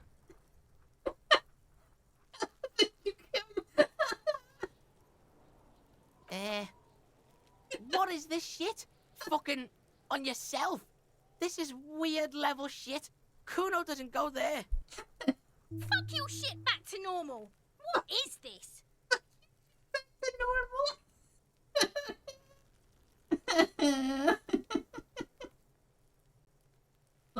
Hold on. Sorry, I just haven't got my keybind set up for this. Well played. No one saw that coming. They sure didn't.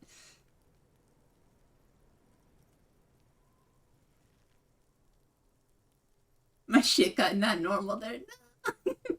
Is that my code up there? I'm pretty sure it's mine. Is it?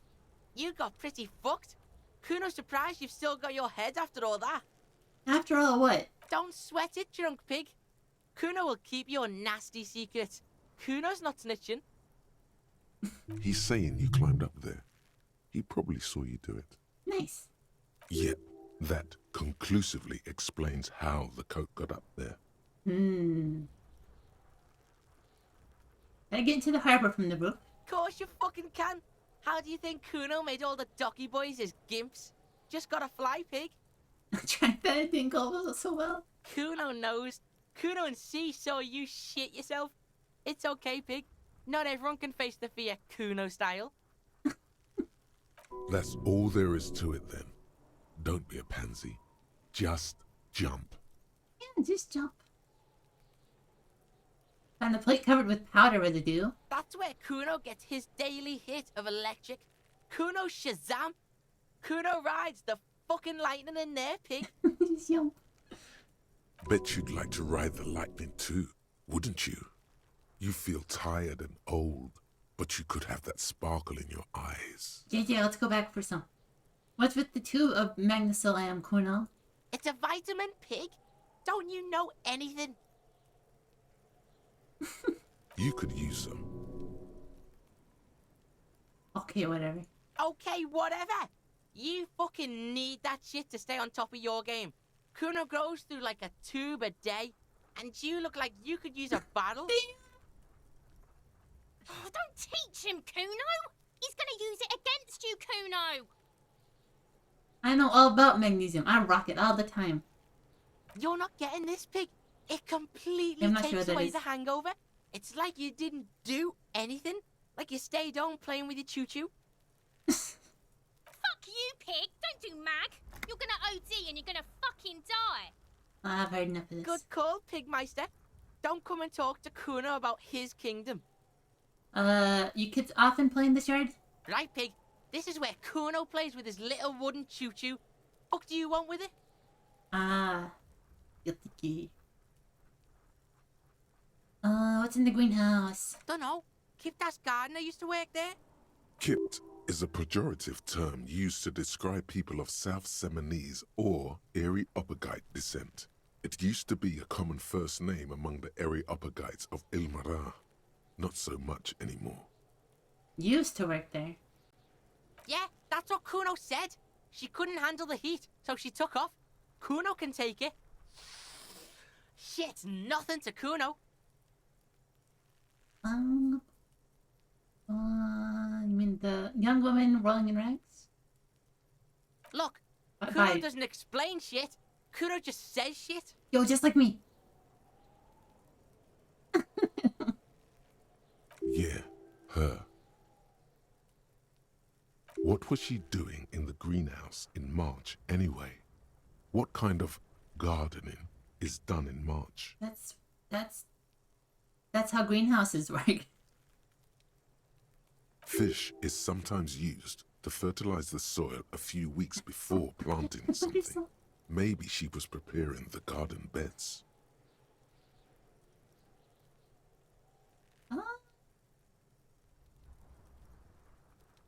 I should ask her about that. Yes, it seems suspicious. More things to You do. don't like things being like that. Suspicious. Your gears? No. That ladder yours? No, it's not fucking Kuno's. It's ancient. Look at it. He thinks you're fucking fool, Kuno. He says you climb the ladder up to your magic tree house. Well, you have another ladder in your fucking shack. Get the fuck out of here, pig. Kuno doesn't have a magic treehouse. This conversation is hurting me. I might have questions later. For now, let's talk about something else. Yeah, whatever. Kuno doesn't give a shit. I'm off. Kuno doesn't fucking care. Hear that? Magnesium. That's what you're lacking. The lack of magnesium has you slouched. There's a lack of magnesium in me. Yes, and it's critical. Look at yourself. You're practically devolving into a fish due to the lack of magnesium in your bloodstream. I need the maggot sideways. Turn it flipways. Maggot sideways? What are you talking about? You need to maggot up. You've probably had 2 heart attacks and a minor stroke already. And the only prescription is insane amounts of magnesium. You're saying I need to become a magnesium-based life form. Yes, if you want to live, you need to evolve. You need to transcend the carbon barrier. Go to the apothecary and buy insane amounts of magnesium. It will reverse the damage to your circulatory system. Woo! Right. And on that.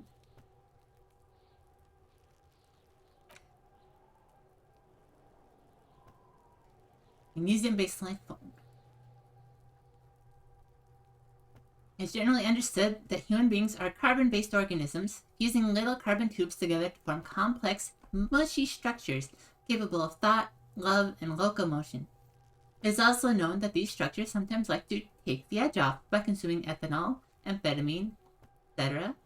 In such cases, it is important to supplement your body with magnesium. Tired? Maggot. Down? Mag time. Liver damage? Maximum mag. Some people say magnesium doesn't really do anything, and you just need to quit. What do we tell them? Magnesium. So, can I internalize 2 things at once, or does this stop the current one? Oh, I can do 2. Nice.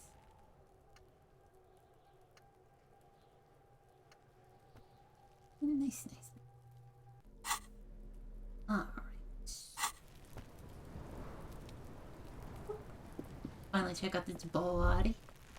There he still is, looking right through you with his white eyes. The body below is entirely dedicated to that corpse smell. Emitting it is all it does now. Well, let's see if we can investigate without throwing up. The smell is repulsive. It pushes in from your mouth, more instant and more familiar than anything you'd expected. More fever than odor. It fills your mind, flushing you from within. Let it out. You.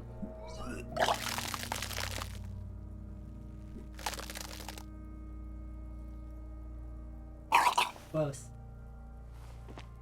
You feel a great force ringing from your stomach. Your body curls and pushes it out, burst by burst, until a pool of vomit lies under your feet and your throat stings from the stomach acid. Yeah. The smell of Commodore Red rises from the pool. Among it, distilled spirit and bits of shish kebab. I'm sorry. Yeah, I'm the sorry cop. It's okay. Happens to everyone. Keep it. Thanks. The hangover is clearly making these worse for you. You could use some ammonia to clear your head. More drugs. More chemicals. The sorry cop, yeah. Where do we get ammonia from? There is Frit nearby, east of the hostel. They usually have a small apothecary. If they don't... There's a greenhouse here, and a gardener with a wheelbarrow on the corner of the whirling in rags. If she works here, she might have something for the smell. Pretty clever.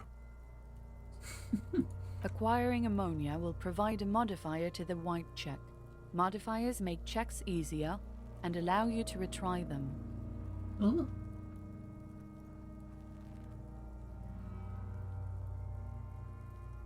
I guess still can't do that here. Lives for tens, we didn't hold the weight of a grown man.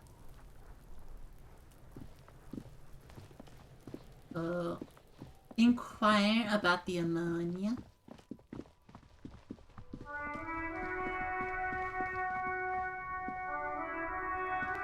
Hello again, officer. How are things? My partner told me you may have ammonia. Can I have some? Sure. I'm done with it. Woo! Go easy on that stuff. It gave me a terrible headache. Tell me, what exactly have you been doing in your greenhouse? In March? Well, this might be the last snow we get. At least I hope so. Snow has nutrients in it. Helps everything green up in the spring. At least that's what my grandma always told me. Yes, think about the cute grandma, not the weird snow. The cute grandma. What nutrients? Nitrogen and sulfur mostly. And whatever factories and aerostatics exhale too, I guess. Grandma's a bit too much. A bit much? What are you talking about?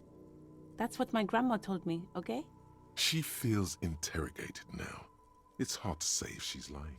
Relax, miss. This is not an interrogation. We are just checking some facts. Squint. Disingenuous grandma. Stop looking at her. Look around. What do you see? Plaza? That's right. And the canal, the bookstore, the harbor gates. This is a great vantage point for keeping an eye on you. Whoa. Are you by any chance keeping an eye on us? No, of course not. I don't understand what this is about. The kid did this, right? The red-haired rat? Can't say a sentence without or kipped. He's always giving me trouble. I was talking to him, yes? Maybe you shouldn't be. I mean, you do your job, but that kid is beyond help. And he certainly won't help you. Huh? Help my fist. You've been resting here for quite a while, haven't you? Yes, I'm tired. I understand.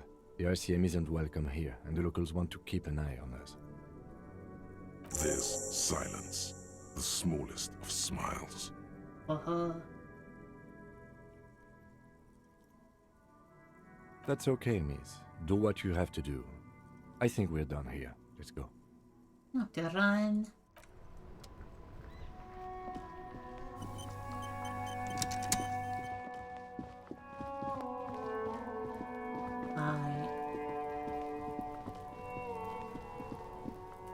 There he still is, looking right through you with his white eyes. The body below is entirely dedicated to that corpse smell. Emitting it is all it does now. Yeah, we're feminists now. With this, like, the ammonia is not helping this much.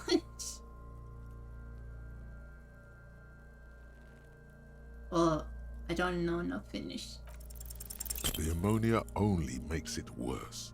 The combination forces tears out of your ducts. You managed to keep it in once. The second time, not so much. Not when again. the vomiting is done, your cheeks are wet with tears. Yeah.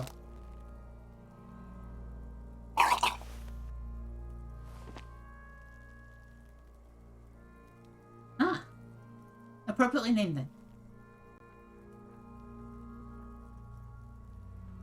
I think I don't want to be a cop anymore. Get a hold of yourself.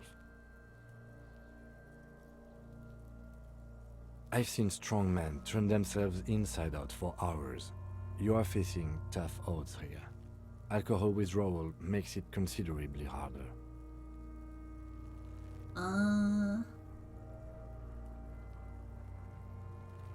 Can't we do something else? I think I want to solve something else now. That's probably a good idea. Clear our heads. But before we can do that, you need to get your shit together. Damn it. But I don't want to get... No, but my shit's already together. No, Yeah. it's not, officer. Damn it. But I don't want to get my shit together. Then the world will turn away from you and leave you behind. Damn. Just like my life. Okay. We should go talk to the locals. Find something else to do while the wind changes. It's pretty bad right now. You've gained a thought. When this dialogue is over, go to your thought cabinet and internalize it for special bonuses and effects. Give it half an hour. Get yourself together. Then come back and have another go. I love that name, volumetric shit compressor. Your shit is the part, and it's rather unbecoming of a cop and a human being. Supposed to be the opposite of that. Together. Compressed in a small area. To achieve a solid level of shit compression, squeeze your butt cheeks together for 30 minutes. Do something similar with the 2 hemispheres of your brain. Talk to people. Maybe that will help. Yeah, let's analyze.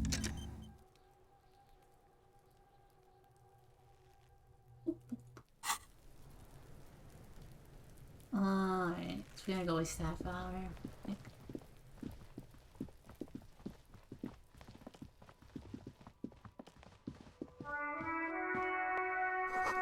There are bottles inside. You can pick them up if you had a bag.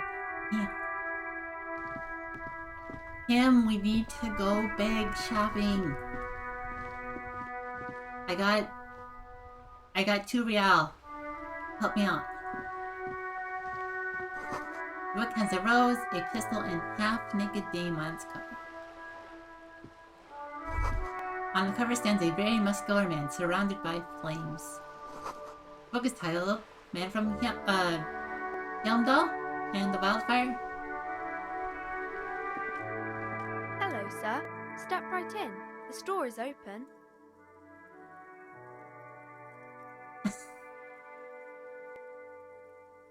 Yo, it's the stream title. Physical defense. I imagine, yeah, it's probably pretty good. I know, sir. Are you interested in a new and exciting book? Yeah.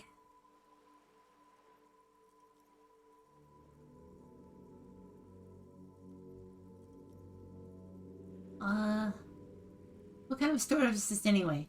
I definitely cannot tell from this conversation. It's a bookstore, sir. We sell books, postcards, and some board games. It's called Crime, Romance, and Biographies of Famous People. Books? Postcards? Easy. Even a kid would know all of this. Little girl, I know what a book is. Books are like very long letters with stories inside them. Yes, that's exactly it.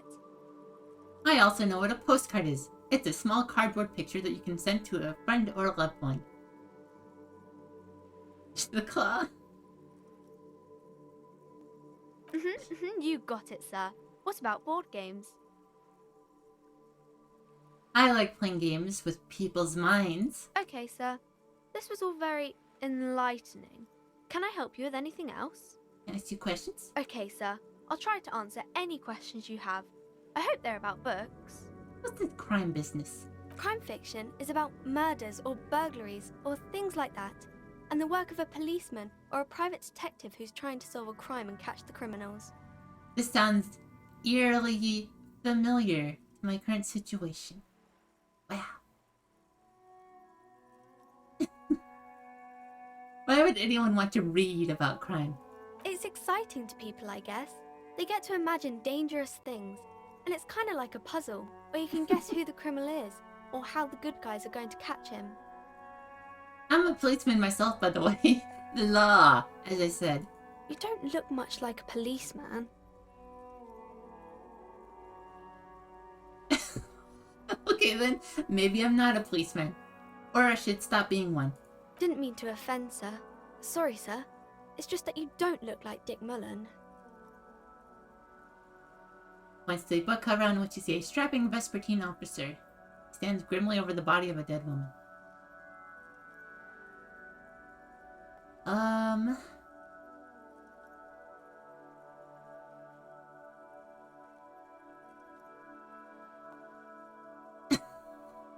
Wow, look at the guy. I'll never be as good as Mullen.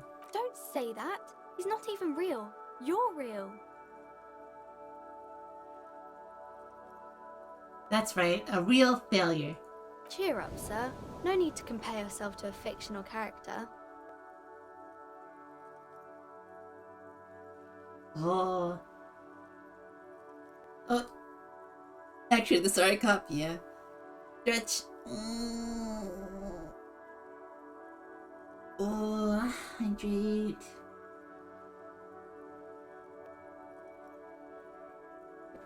Oh, I ran out of drink. Maybe you can show me some real deductive police work, sir.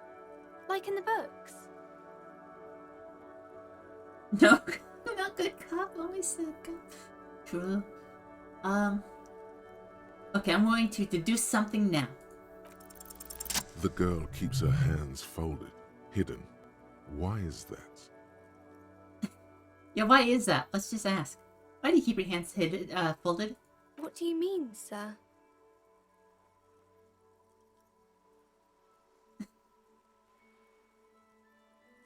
I've got most of them.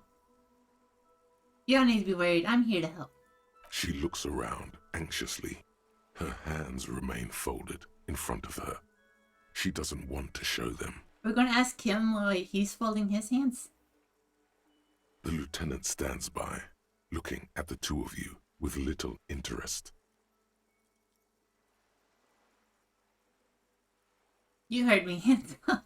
She brings out her reddened hands, her nails frayed, nearly chewed down to the flesh. What? You bite your nails. And you knew this from me keeping my hands folded? It's super simple for a detective such as myself. Well, that proves nothing. Anyone could do an easy deduction like that. Ooh,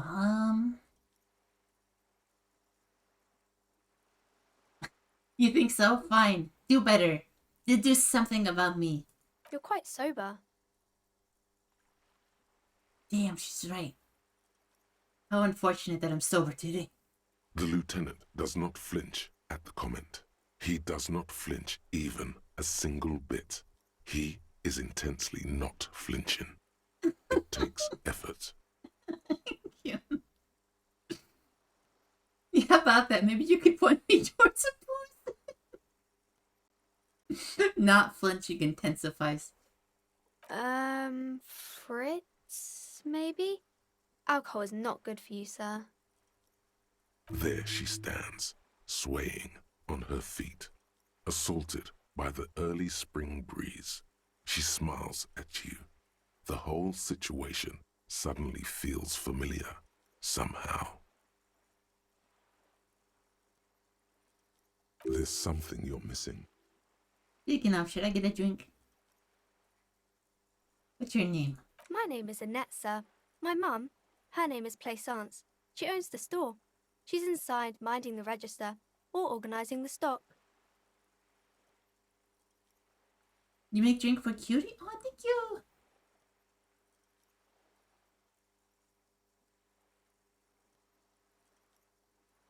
Jolts suddenly, as if recalling something. Feel free to step in and browse our wares. And you're standing out here in the cold because? I'm signalling that the store is open. Otherwise, people might not know. They'd miss out on the crime, romance, and biographies of famous people. You know, make signs for that.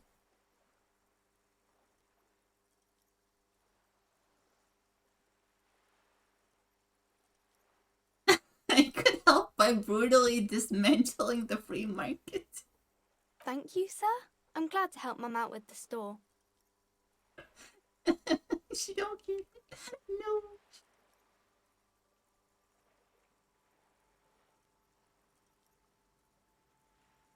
What? Thank you. Any requests? Thank you. Yeah. It's your birthday. I'm allowed to spoil you.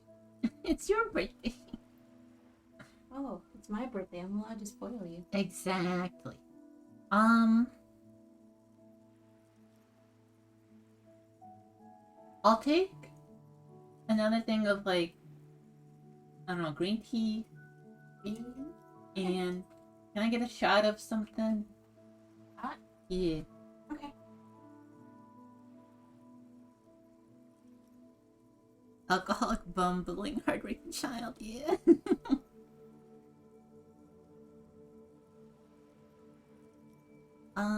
Who are these famous people? Oh, kings and queens and generals of old, or artists and writers, or musicians, those kinds of people. There's usually something extraordinary about them. I think that's why people read them, to find the secrets of their fame. Seems like most people who read those books fail to get more famous from reading them. I love how often we get these thoughts and we just regurgitate the thought. Like, yep, that's how thoughts work. Right? Reading those doesn't make the readers more famous, does it? But it does make the famous people more famous.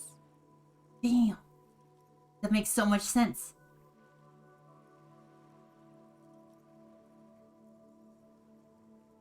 Fame sounds delicious. Maybe someone will write a book about me one day. Why would they do that, sir? Because I'll be a superstar cop. The papers and in the papers and everything. That'll show them. That's so cool. Maybe they'll make you a book cover picture and everything.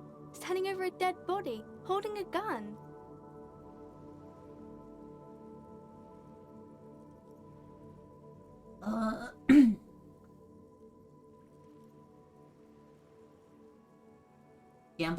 Gamba. Because you know each other. Yo! She's been talking to you so openly because you've talked before. Hang on, so you know me. We've met before. Yes, I stand in this spot all the time. But I don't stand in this spot all the time. You've been running around all week without your shirt on, sir. Apologizing to everyone. I don't really understand what you've done wrong. I'm the sorry cop. It's true. Did I ever talk to you? Of course, you stopped by a few times. You certainly look better than the last time I saw you. What do you mean better? I look like shit. Yeah, but you don't have party eyes anymore. Party eyes? Party eyes. Yes, of course. That makes sense. You know, like a cat in the dark, all big and wide-eyed. It certainly looks odd on a man. The swiveling eyes of a loony drug addict. That is what she meant. You were probably gurning too. Fuck yeah. You should get some party eyes right now. Snap those sequins on you, boy. Yes, we should. Does that mean I've been partaking in narcotics? Oh, baby, that's not what you have to worry about. Worry about the important thing. So, why didn't you tell me you knew me to begin with? Yeah, electrochemistry. I didn't know I had to do that. So cool. I don't really like this detective deduction game anymore. I guess we can change the subject, sir. I didn't mean to bring you down. What is romance? It's the type of book where there's a rich lady and she has to choose between the good man and the bad man. I love this description. That's exactly what romance is.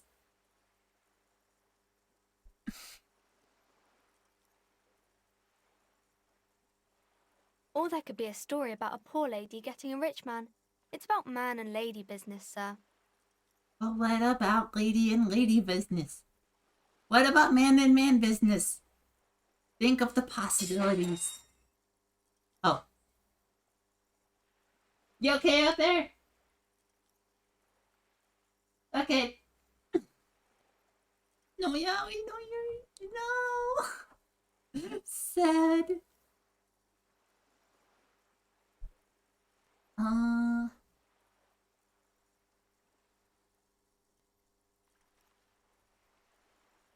Let's push the feminist agenda. What about when both of the men are bad? These are not very common.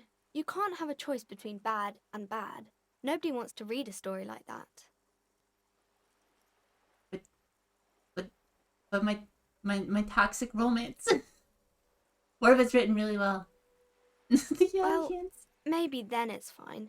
Maybe if the lady then decides not to pick either because she doesn't need a bad man. Yes, that would be interesting. Yes, indeed.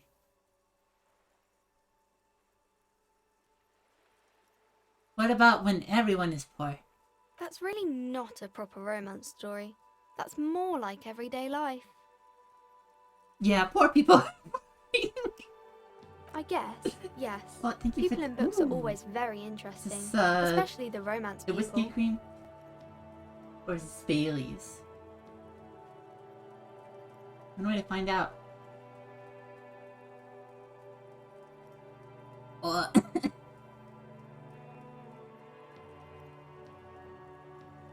Well, I'm full of cream now. Yum yum.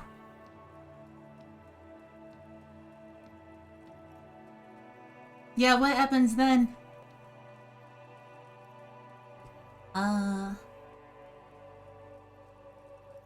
What about a poor man getting a rich lady? It happens, but usually the guy gets rich in the process. Or should actually be rich himself, but has lost his family property unjustly, like during the revolution or something. Damn. Those are unhappy books, for most of the pages. People sad about what they have lost, but then it all turns out just fine in the end. What about where the man and lady business doesn't work out at all? I haven't read many of those. Maybe you should ask Mum. You think she has one about an excruciatingly painful breakup? I don't think it's a romance story if the main characters break up, though. No, think about it. One where they plunge into a torrid spiral of pain and recrimination, only it's really long and drawn out. Scarred for life. Phantom Line. No, I don't know. Doesn't ring a bell? Alright, ask your mom. Yes, she knows books, definitely. What was that? An idea for an unfinished novel stuck somewhere in your forebrain? Yeah. Enough romance for me. I had other questions. Maybe some about other books? Maybe at school or something. I do my studies at home at the moment. I have to help Mum keep this place running. Well, thank you for key.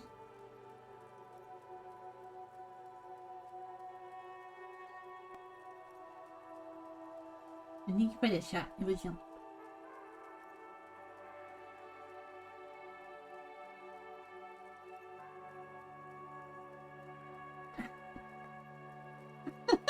Yep. It'd be like that.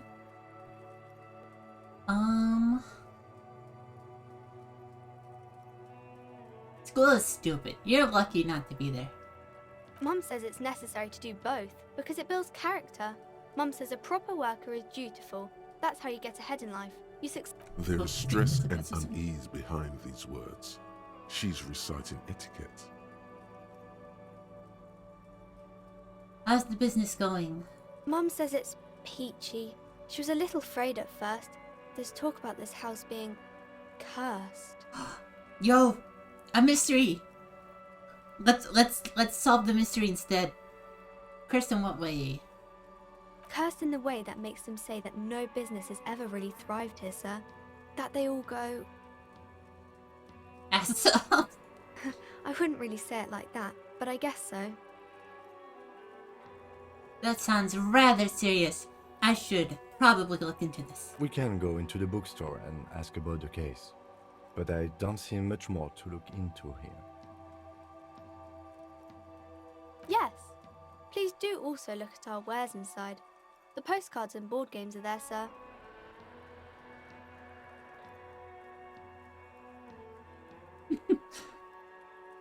What do you know about the other failed businesses? Nothing really, sir. Mum doesn't allow me to sneak around in the back rooms or the cellar. The back I don't rooms? really know what's there. How does this curse manifest itself? It does not manifest itself in any way. It does not exist. I liked it better when we were talking about different types of books. But Kim, the plasmic manifestations! No such thing.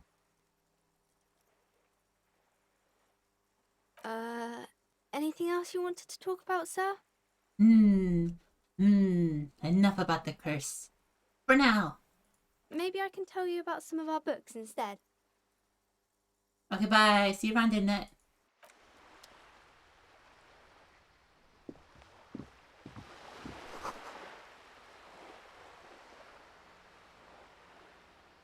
This is a book about pate. This book, you don't really understand what it's about, nor does it seem important.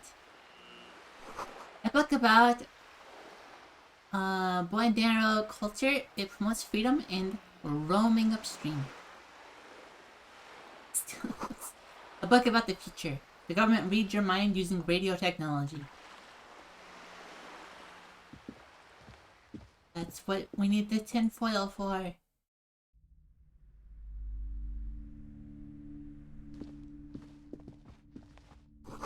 Gift books and molten candy. It's winter. Why is the candy melted? The display rack is brimming with worn paperbacks featuring an extremely muscular, sword-wielding barbarian on the cover.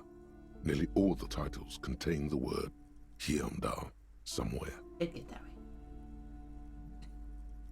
right. Storekeep, tell me about the Muscleman books. Oh, Man from Hyundal. A very popular series of adventure novels. They're awfully immoral and violent books. Awfully immoral. Oh no, your tummy bad? No. Or take some Pepto or Tums or something. Why are they so popular? Blood and violence, scantily clad women, epic narratives, all those mystical things he encounters. They're bound to grab those with little imagination and nothing to do. No, I bet you. What the heck?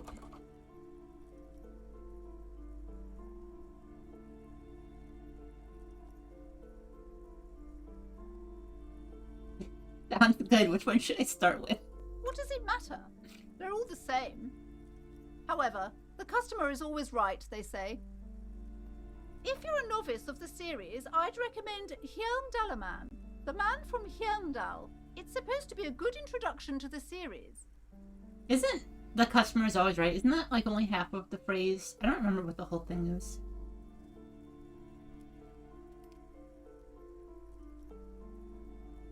Oh, 9 real. What to do? The display of books. Rows and Yeah, rows yeah, of that. Hyundalamen blur your vision. You make out some titles. Man from Hyundal and the Mammoth Riders. Man from Hyundal, Return to Hyundal. And the solipsistic Man from Hyundal and the Hyundal Man. Good God, how many are there? Maybe 100. Man from Hyundal and the sages at the end of the world. Man from Hyundal and the false god. Man from Hyundal and the scorched earth. Man from Hyundal, the Hyundal colonies. Man from Hyundal and the swamp beast. Man from Hyundal and the snow crabs. Man from Hyundal, the Hyundal doll. Is that all? Not even close. Man from Hyundal in hell. Man from Hyundal and the forest of slaves. Man from Hyundal under the lake. Holy shit. Man from Hyundal. Hyundal burning. There's even The Trial of Death, a pastoral combat game book set in the world of Hyundalaman, and so much more. Pain threshold. Do any of the books call out to me? A twinge at the back of your head makes you flinch. Your eye starts twitching. Ow.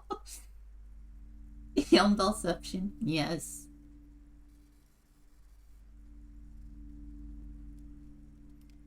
Ow. Your hand reaches toward a book with glossy cover art of the very muscular man from Hyundal in chains, kneeling in front of a staircase leading to a throne.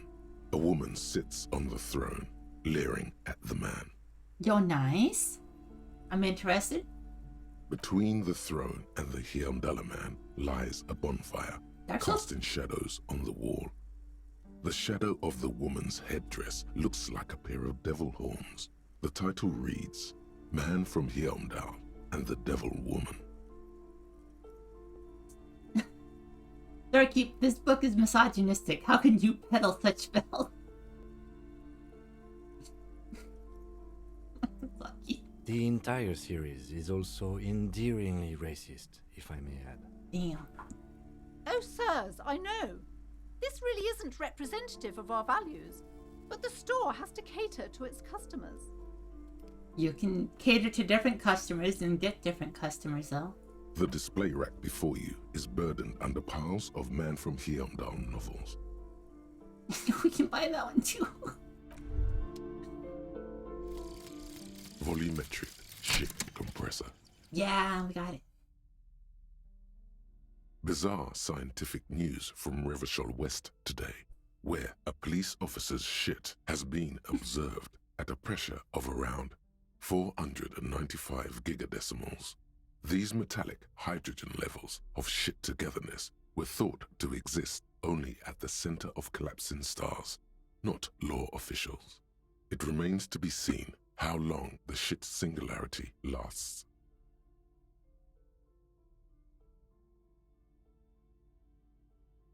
Is decimals a unit?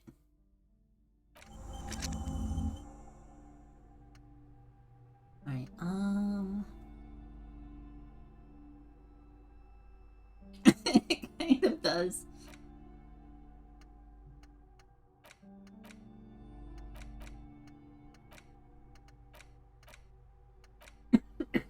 Sorry, my Percy was a little effect from drinking.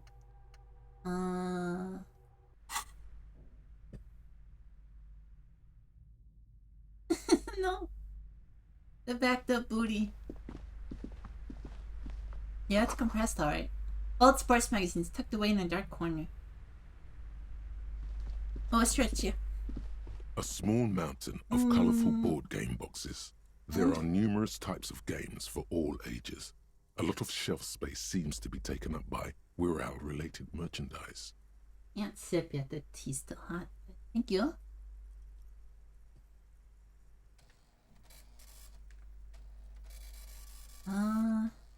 Storekeep, what board games do you have? Wonderful board games, sir. The Viticulturist is a classic for sure, or perhaps you'd like Archipelagos of Insulinda, a very educational game for those interested in geography.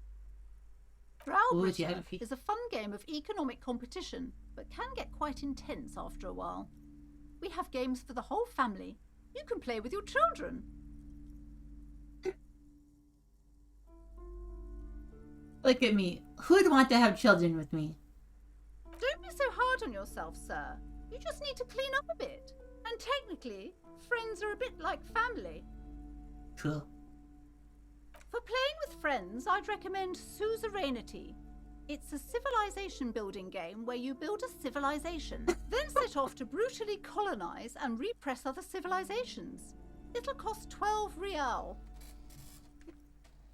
A civ building game where you build civ. The game where the objective is to have the most victory points. What about all these Wirral things? Lousy auras there. No, role-playing games are popular among those types. You know, who are into those kind of things. Personally, I don't like it. Not at all. I've heard they turn people into occult enthusiasts. That they have rituals where they try to summon entities. Highly immoral stuff. You can still buy them, though. She fucking hates it. But she'll profit off of it. Look through the related items. An endless variety of source books, lore books, and codices litter the table. The topmost book is titled Welkin Compendium, 2nd edition. Titties. Where? There's also a large hardbound tome with intricate cover art, The Hunters of Katawak, Boreal Creature Compendium, and a Pick Your Path adventure game book titled Tales of Wirral, Cavern of Velkrag. Books in a board game section? Who wants to read books? Who's got time for books? Who's got time for reading? We want to summon demons, damn it. Anything that catches my eye? There's a box that says Wirral, 3rd edition Mega Setting Supplements Module. The side panel notes, a fantastique adventure board game, new maps and miniatures. A sticker on it displays 25 real. Oh, everything's so That price expensive. is steep, but then it's the 3rd edition Mega Setting Supplement, so it makes sense. So much fun stuff to possibly purchase.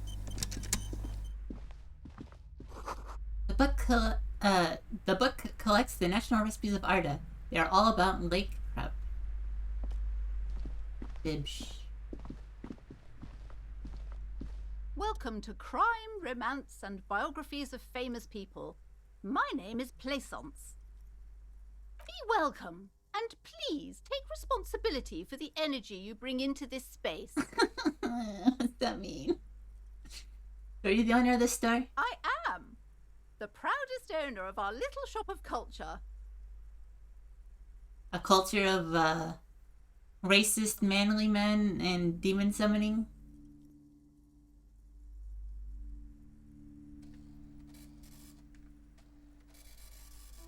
The girl outside mentioned that this place is cursed. Cursed? Who said that? Annette? I will have a word with her. This place is not cursed. It has a robustly magnetic energy. Good for commercial activity. My business is thriving, sir. What in God's name is she talking about? What if I want to buy a book? Goodness, you were already doing good, browsing the shelves. Why'd you stop? Don't you feel compelled? Go, go. Get back there. The books await you. So what type of books do you What's Everything is on the shelves. Take a look yourself. The shelves compel you, don't they? Alright, I'll take a look. She smiles and nods, seemingly relieved. Your daughter's the one standing outside? Annette, yes, my daughter. I hope she wasn't slacking off again with her nose in science fiction. Tell me, was she at her post, doing her job like a proper girl? Yes, of course. Wonderful. Did you talk to her? Yes. Great. On a scale of 1 to 10, how compelled No, were it's a you to buy survey. books after talking with her? 10. She's certainly very polite and helpful. My precious, her dedication brings joy to my heart. If you have children, I hope they turn out as great as my Annette. Give her a raise. My daughter, yeah. I'm here to dismantle the free market and abolish child labor. You must be kidding. There's nothing like that happening. That depends. How much do you pay the child? Good sir. What does a young child do with money anyway? No, I save it for her, as a fund. She's securing her financial future out there. Such criminal behavior would not happen in more developed countries. In some more developed countries, this sort of thing is 2 felonies. Child labor and slavery. Those countries will realise they've raised a lazy and spoiled generation. Are we done with the jokes now? Yes, we've had quite enough fun here. Right.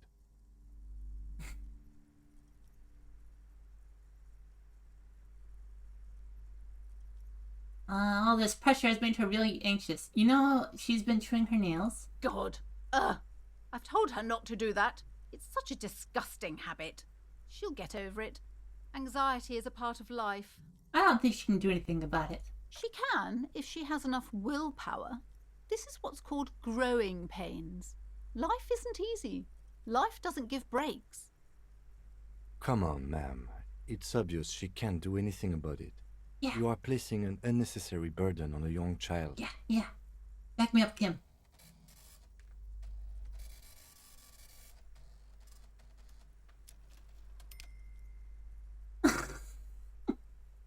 Yeah, can we punch here, please? I like both these options.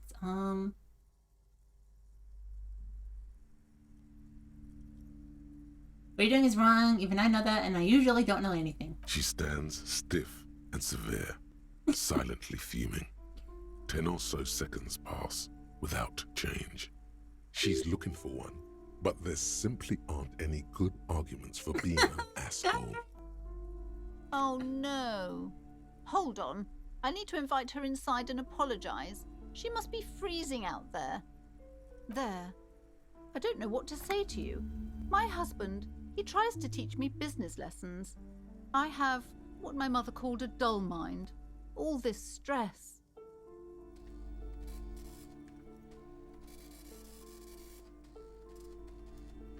You told me she doesn't go to school anymore.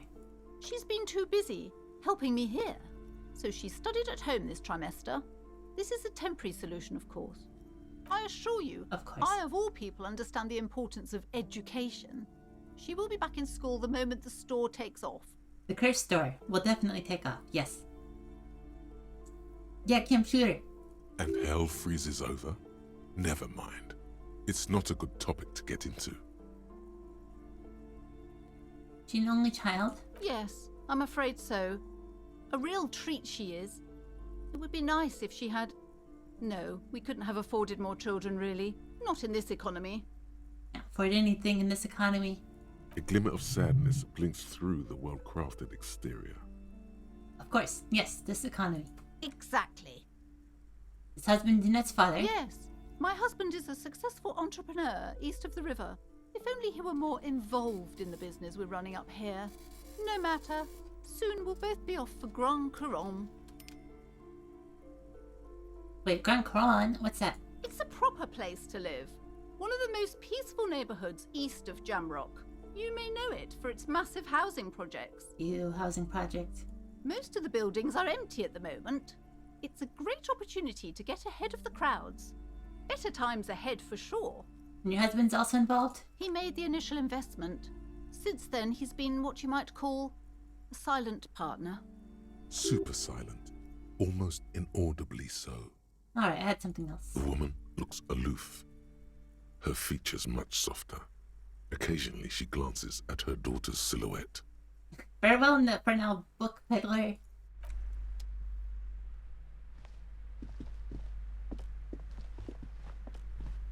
I'm sorry, sir. I can't talk right now. I'm very busy with my homework. I have so much homework now. Out of the rain and into the gutter. Oh no, the homeworks. What are you doing now? Math. It's really difficult. Like, really. True. They say you need it to get rich. Better than standing outside in the cold, I guess. No, math sucks. Oh, I found something while you were away. I thought this would fit you. What is it? Like, thanks for helping out. Not me. The city, I mean. Like a detective does. We have a detective hat. Where did you get it? Just what Dick Mullen would ask. I got it from behind the curtains. I'm not really supposed to go there. Whoa. Awesome. Free. Okay, I got it. I can look just like Dick Mullen, except I'm an actual police officer. Yes, I bet it looks good on you. Really serious. Right, I have to get back to my homework now, before Mum notices. Man, this is hard. See you around. Yeah. Want a hat. Give me that. Give me that hat. Oh. Oh, we can't take the pants off.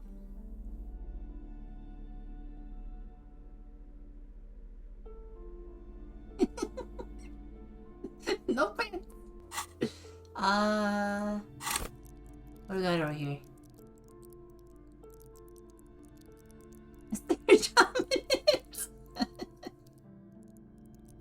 Feel bad doing this with the child in the shop.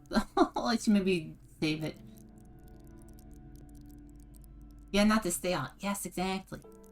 How does this screen work?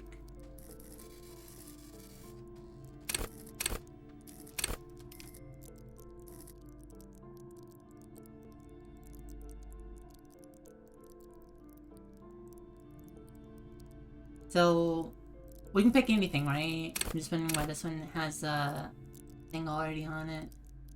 I didn't do that, right?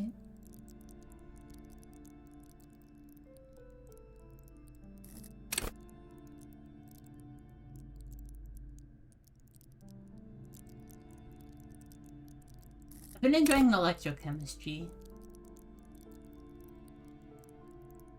Go to Party Planet. Yeah. That's pretty good. I'm gonna goes on until we're outside.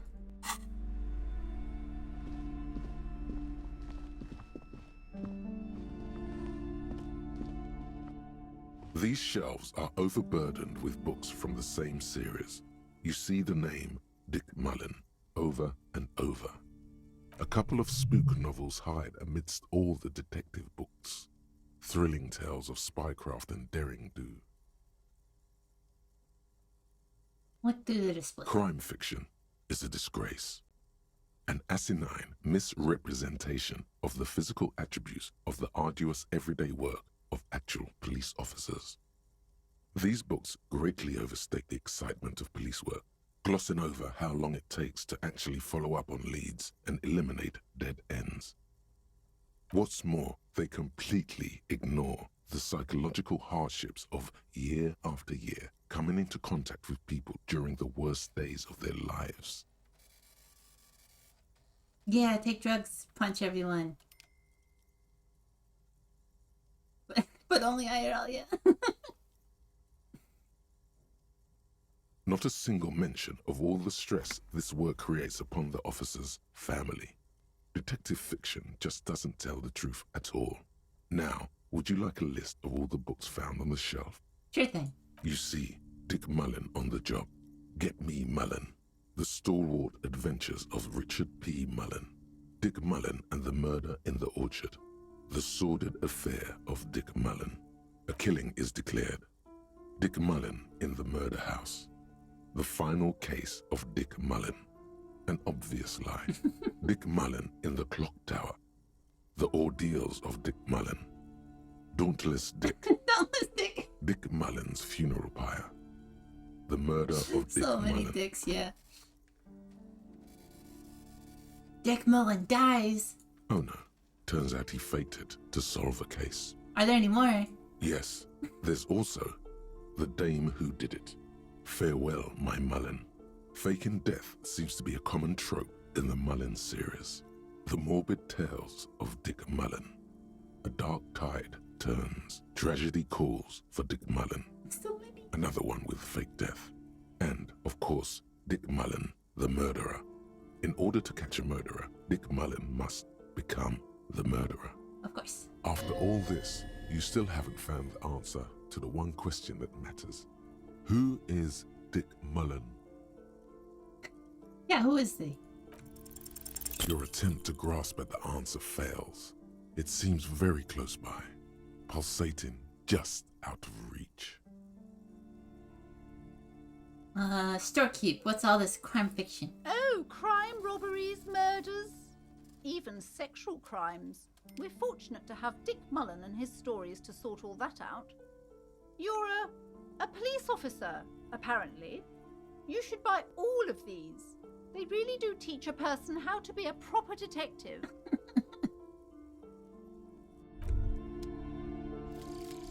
Magnesium-based life Oh, form. hell yeah. We tell them, hell no. You're about to become a magnesium-based life form. The age of the primitive carbon man is done. No longer must mankind rely on slow-working background radiation to take us further into our genetic destiny. This is the era of guided evolution, and magnesium is the key. You are the first of your species, the next step in human evolution. An advanced magnesium proto-man who mags it up, drinks it down, and sniffs it sideways. This is great. Yeah, magnesium. Depends who you ask.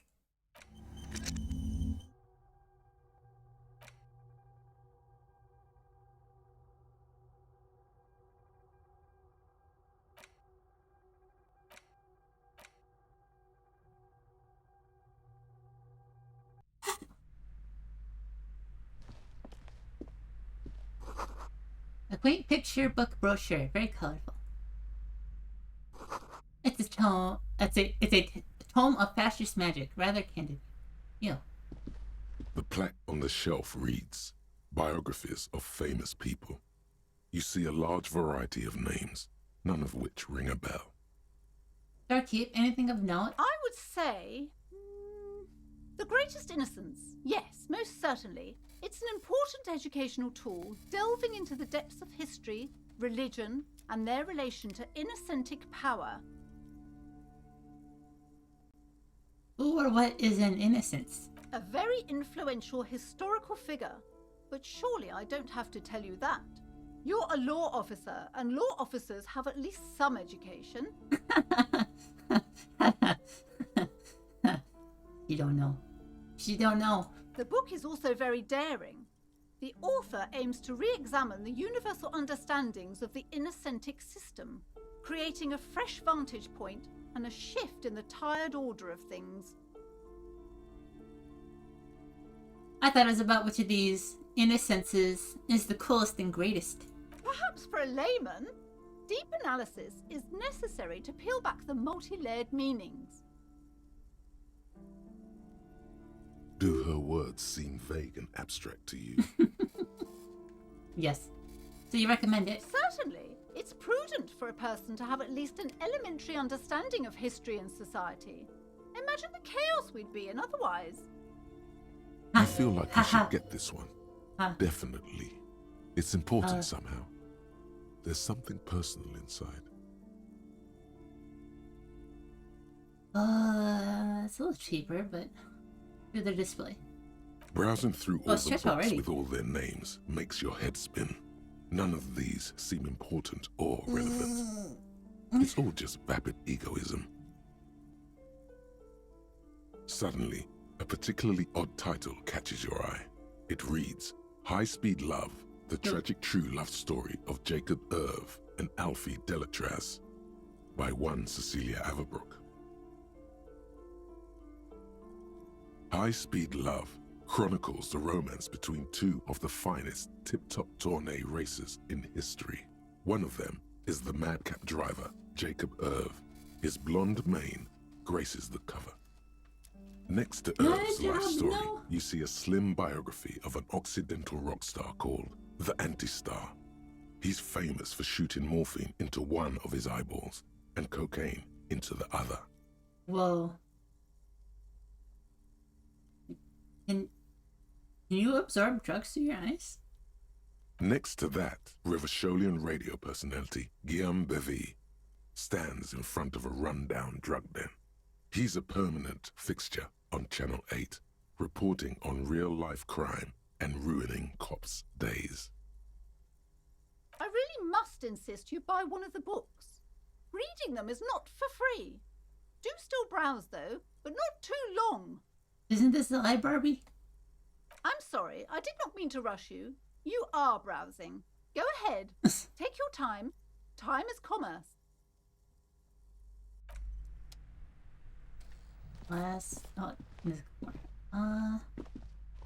Another boring book, just discarded here. This bookstore is not strictly about crime, romance, and biographies of famous people. There's also a wide range of paranatural literature. Woo! Amidst the various books, you find one written by someone named Matthias W. Dundas. It's about wholeness, unity, balance. Not a library. Damn. These three things are very important to the working class mind. The point of the book, and many others on this shelf, is to give people medicinal advice in situations where they don't have access to paid health services. How does that work? It serves platitudes, while also telling everyone that traditional medicine, the kind people don't have access to, and which costs more than this book, is garbage, and would only give you cancer anyway, without even curing your cold or anything. Well, damn, that sucks. Wholeness, unity, balance, on the other hand, can basically take care of anything. Though it is important to note, when it's up to your mind to heal yourself, then it's because of your mind that you're ill in the first place. Damn, no wonder my body's so frail. Does the book say anything else? The book features chapters on topics such as how to find magnesium. Ooh. It even lists plants you can harvest magnesium from. How to continue drinking if you're an alcoholic who has destroyed his liver. Ooh. And there's even a chapter on the ancient Seraïs tradition of using duck gallbladder preservatives to treat and prevent sexually transmitted diseases. Pre and post factum apply. Nothing worth buying. Damn. Turkey, what books are these? Sir, please, no browsing in that shelf. That wisdom is not for free. I'm asking so I can buy. I can't have you end up, like, opening a police store next door and stealing my customers. Oh no!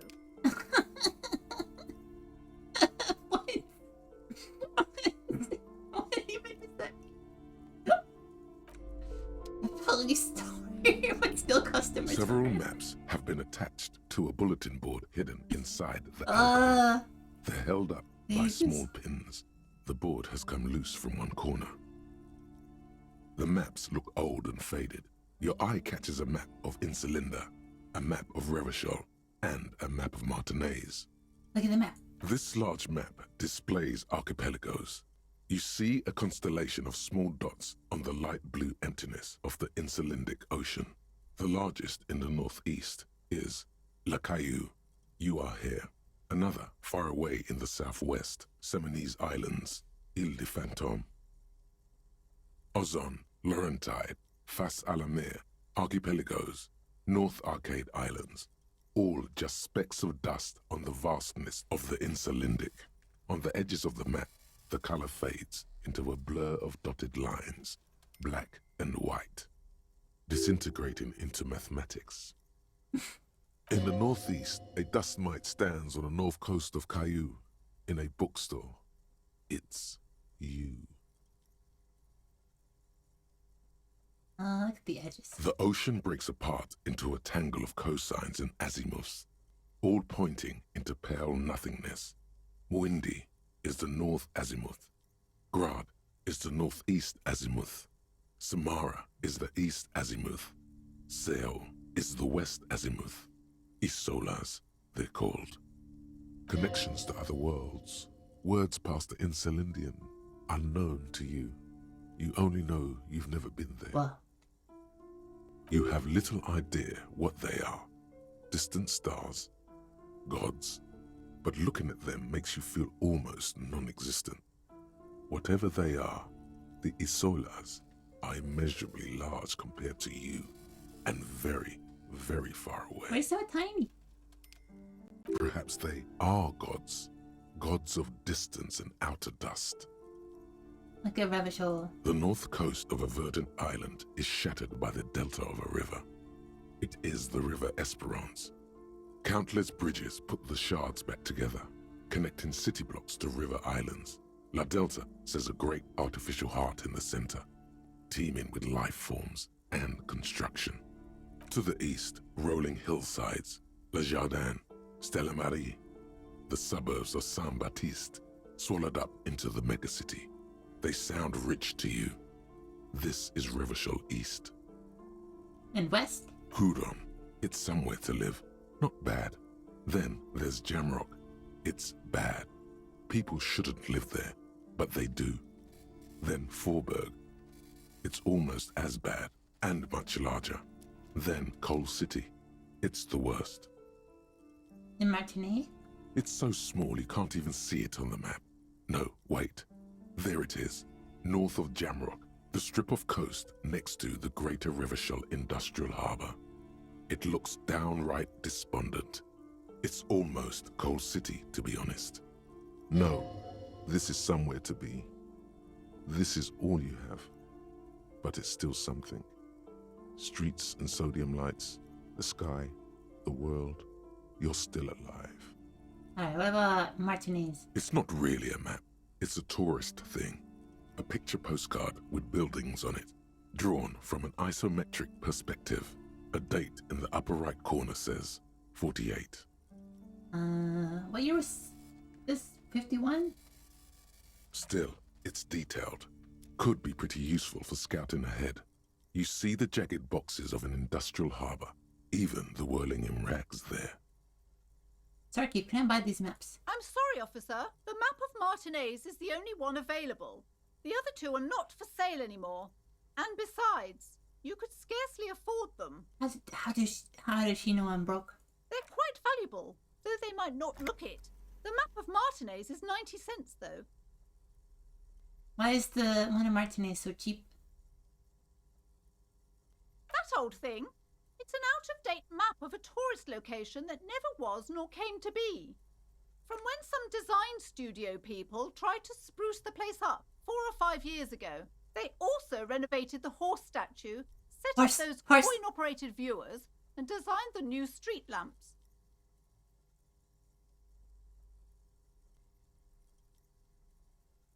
Horse.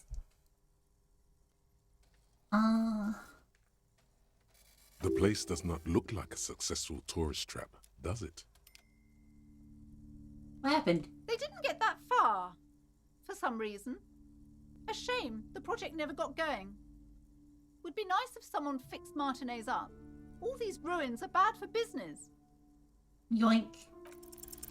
You peek at the storekeep, waiting for her to be distracted. Yeah, it's free. When she's not looking, you deftly rip the map off the bulletin board and pocket it. Kim is looking dull. You're now the proud owner of a map of Martinez, which, to be honest, did not even cost that much. It's like half our money.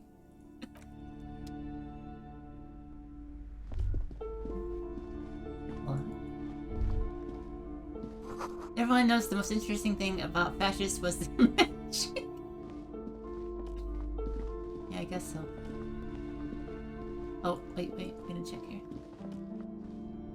You see a What's the set of point? tattered curtains blocking the way Yeah, to Kim's another cool. room. A strange cage-like trinket dangles from the curtains. Excuse me, officer. The back room is strictly for employees only. Damn, we can't go in the back rooms. What's behind the curtains? Nothing. Now please go back to browsing the books. Don't you feel compelled to look at the books? The books are all you care about. She speaks almost as if she's trying to put a spell on Yes, you, that's what I was gonna say. urging you to buy more books. Exactly. Oddly enough, the more she tries to draw you away from the curtains, the more alluring they become. Damn, in the cage-like trinket. You see some kind of charm, an irregular polyhedron assembled from bones, sticks, and straw. Inside, a disturbing fish head with empty eye sockets stares at you. Oh, fun.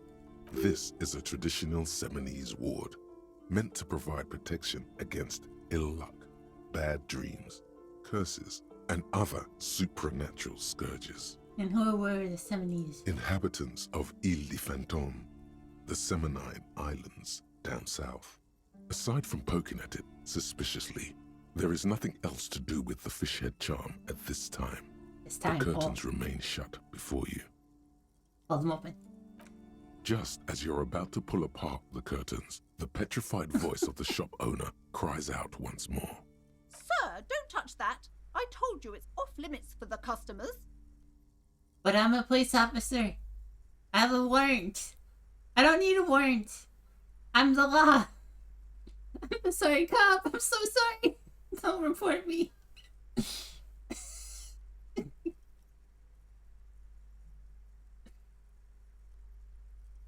Parapsychologically speaking, we're done if you decide to open them.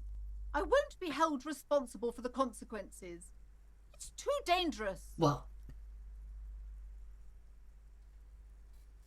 She looks away, mumbling. Why is everyone always messing with the curtains? Why can't they just buy books like normal people?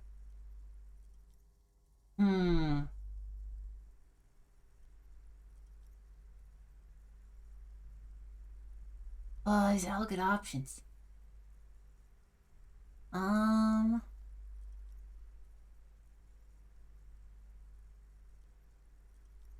This is different. I'm a police officer. I need to get in there. Why? It's not like anyone was killed there. I am sorry. I don't mean to be so impolite. Just please don't go there. I can't allow that. You'll only make things worse and unleash the powers. The powers. The curtains do seem frail suddenly, not robust enough to contain a slippery darkness. Is this about the curse? No, it's just a storeroom for the employees. I told you. Now please step away from the curtains. But I sense this place calling for me. I must investigate beyond the threshold. You do? My God, even more reasons not to mess with the curtains. Just step away, dear sir. I don't care. You can't stop me. I'll open them. No, please just talk to me, officer? Come here and let's talk this through before you decide to do anything extreme. Talking is always good. Go see what she Ah, has fine. to say. The curtains, tattered with age and covered in dust, hang before you, as if taunting you. Oh, rip them apart for real this time. You see a dimly lit room full of dusty furniture and trash.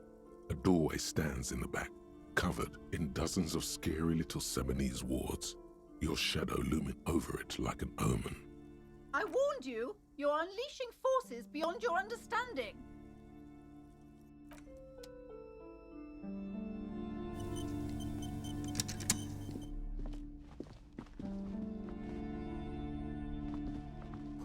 No reasoning, only opening. Yes.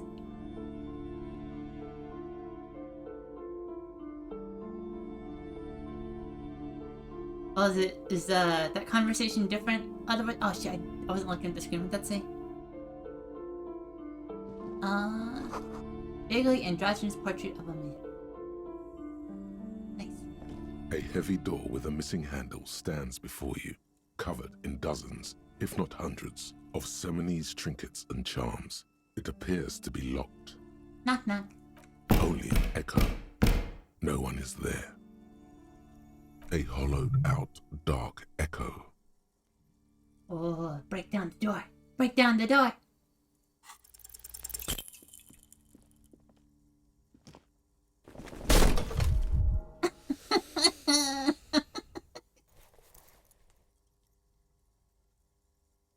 Ow. Shoot. Whose moronic idea was it to just run through the door? Don't you know that things like that hurt? I see.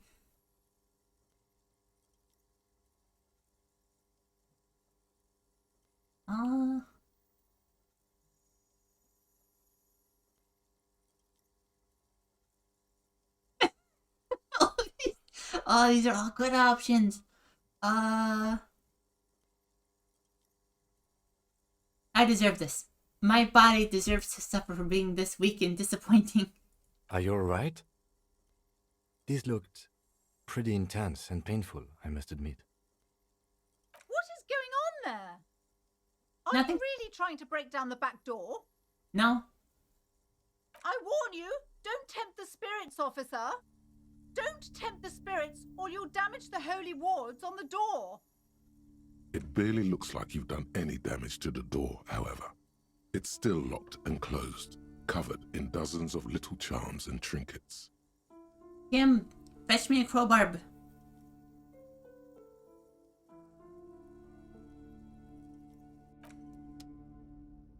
We will get back for you. No, I've no more business here. Especially no commercial business. I do want to tempt the spirits, but we have nothing else to do right now.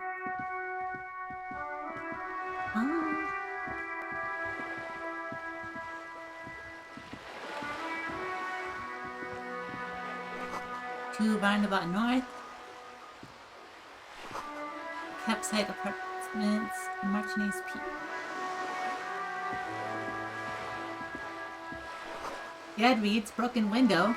It has windows. Garbage. Moving route to the garbage. You had a bag in your hand, perhaps you could collect these bottles. Kim, we need to go bag shopping. No, I can't do. I'm the job for everybody. You're the distant squall of suburbs. Bag. I got a bag. Kim's tweaking. Go, Kim, go. Dance, white boy. Wait.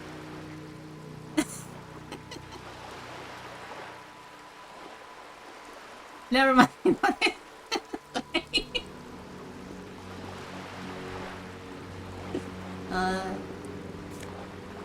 Yo, that's doubling my money.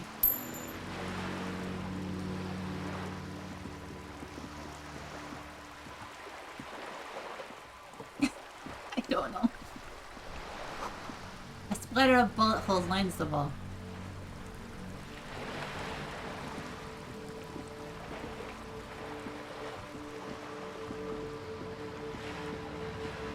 Wait, I have the bag now. Let me in there.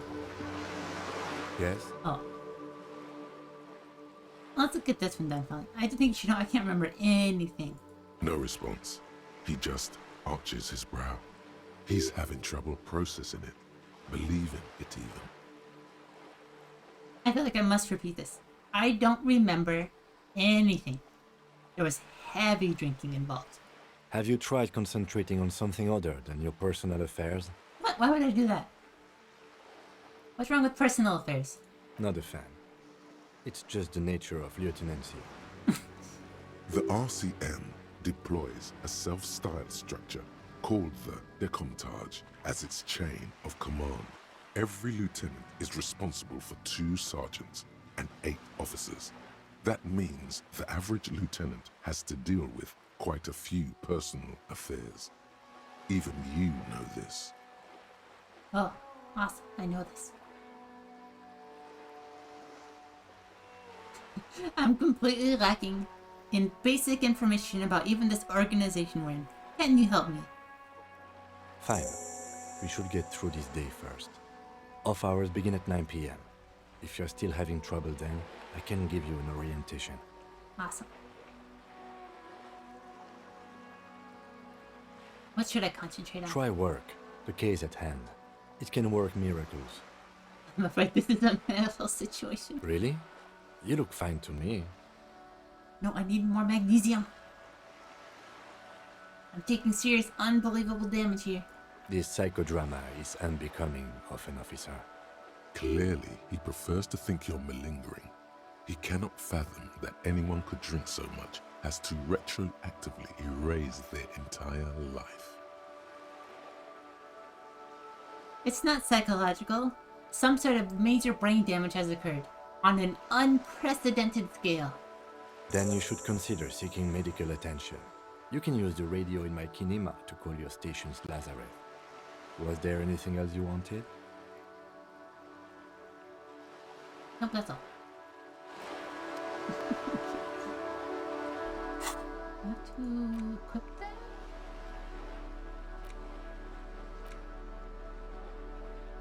Put it in hand. Ah, there you go.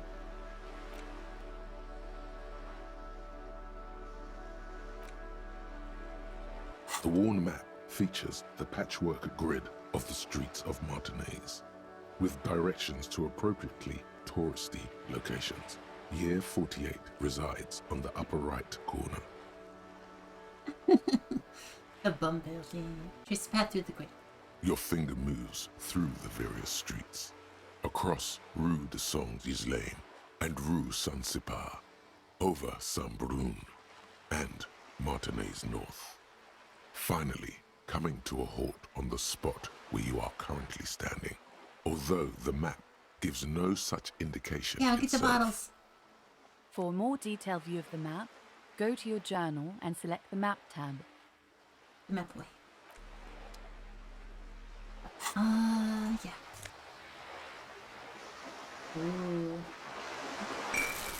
Oh! Good, thank you.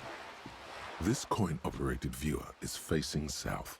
The instruction manual says to insert 25 centimes and pull the handle while looking inside. Then use the focus knob to zoom in if necessary. Why place a tourist attraction in the middle of such poverty?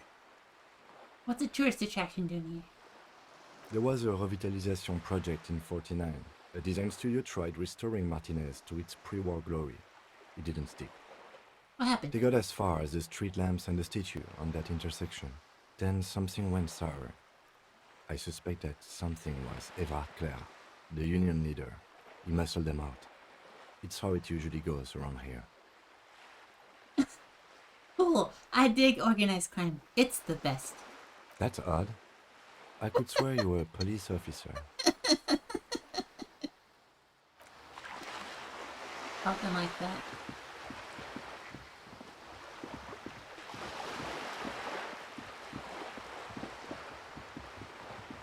What's this? A lonely cormorant surveys the sea, indifferent to your approach. Hello.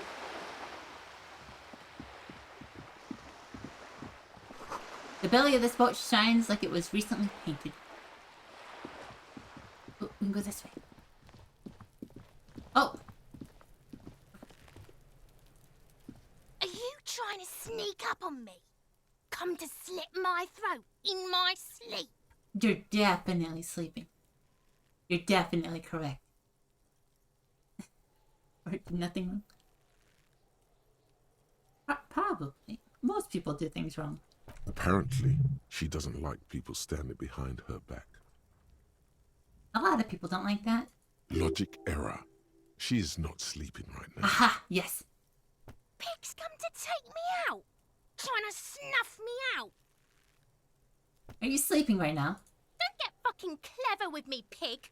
You think you're so clever. I do.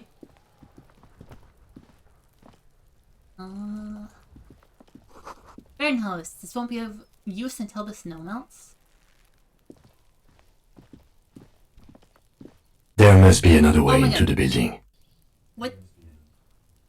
What the fuck? Hey, what's that noise down there? Why was that so loud? Kimmy didn't need to scream in my ear. What the fuck? I'm so sorry, everybody. Give me a second. We're gonna, oh, what's up? Is it just on that one voice line?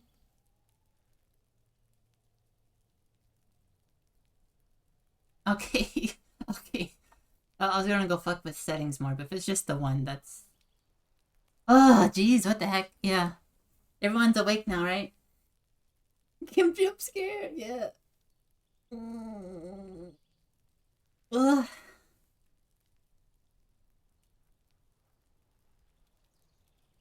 Oh no, you're still sleepy. Alright, sip of time.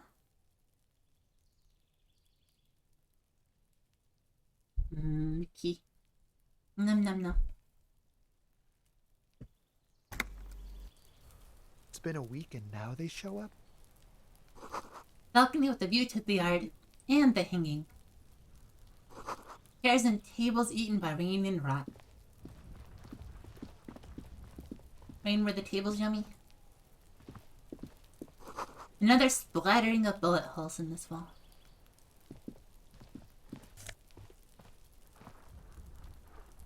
Orange bum hat. And more nosified.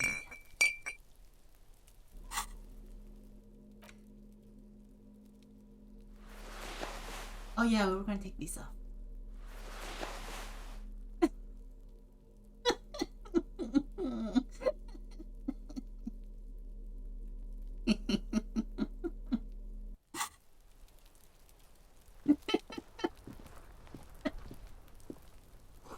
It's a closed door, but you look at it suspiciously.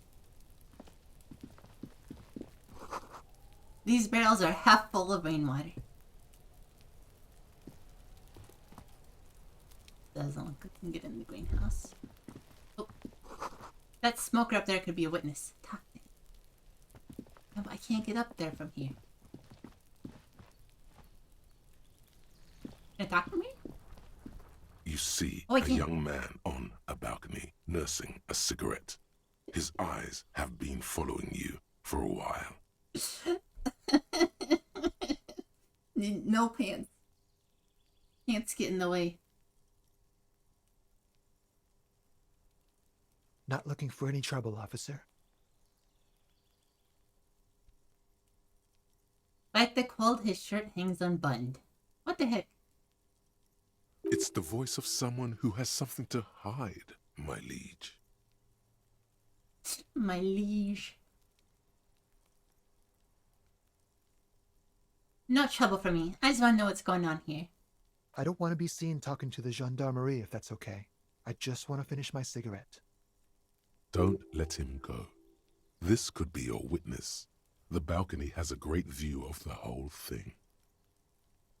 Actually, the gendarmerie really needs to talk to you. Is it really that important? Like a nervous cat, He keeps stealing looks at the neighboring windows. All right, but make it quick. Once I finish this cigarette, I have to run. Looks like you've got a good view of the Whirling's backyard. Can you tell me anything about the hanging? I'd even go so far as to say that the view is a little too good, my dear gendarme. Do you have an estimate of when the body will be taken away? Oh, did you try to share the link? I got the funny link block on. Luckily, I don't think we had any bots trying to link random shit in a while, though. Maybe I should turn that off. I don't know.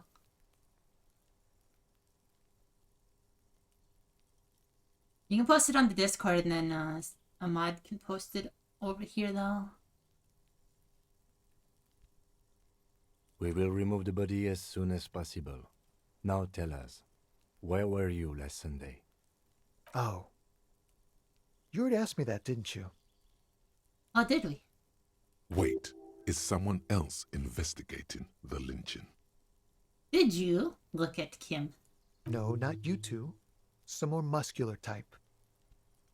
And when did you speak to this more muscular gentleman? Muscular. Muscles. Pumping it at the gym. Last week? I don't know. Look. He's an actor declaiming a soliloquy. See how you hang on his every word? You didn't answer the question. What were you doing last Sunday? I had a friend over. What kind? It was my Sunday friend. Okay. What's your friend's real name? Did you see something? He doesn't reply, gesturing no with his cigarette. In the neighboring windows, you can see faint reflections of his silhouette, all from different angles. Can you tell me your name? My name? My name is Martin Martinez. Holy shit. This is the guy. It's John Martinez. I mean Martin Martinez. He's the guy this town is named after. That's definitely not his real name. Oh. Thank you, Rhetoric. You're not actually called Martin Martinez, are you? He's him. No, of course not. Could you please lower your voice? Well, that's all I can talk about. No. We won't. Now, if you'll excuse me, I really need to get going. Try to convince him to stay. Time to bring out your secret charm. Tears and begging. Show him your emotional side. Throw yourself before his very feet like a dog.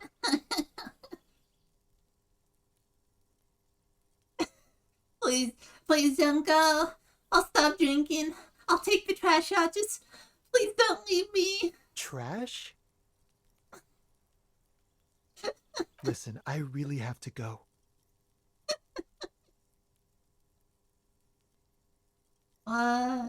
Good luck with the investigation.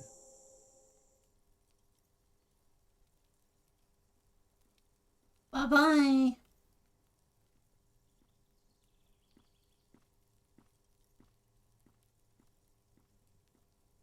He's gone. Thank you, Kim. We should run after him, see where he went. No point in running. Tenements like these often have multiple exits. If he doesn't want to talk to us, then he'll know how to hide himself. You're right. He probably didn't have anything important to say anyway. He could be a witness. Him or his Sunday friend. Either way, we need to look into that muscular type who's asking about our case. Yeah. There has to be a way of getting inside the building. Once we've found a way in, we can ask around for his apartment. Wait, let's do that. Do anything other than deal with the body.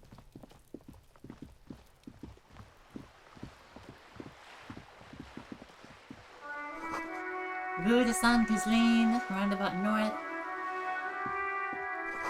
Upside apartments.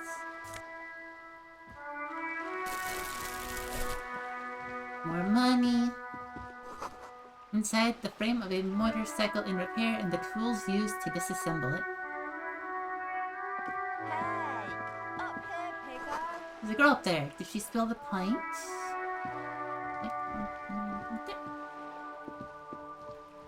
The streets will flow red once more. A great torrent rushing down Rue de Esperance. You wait and see. The streets will not flow red with anything. Who are you? I'm Cindy the fucking Skull.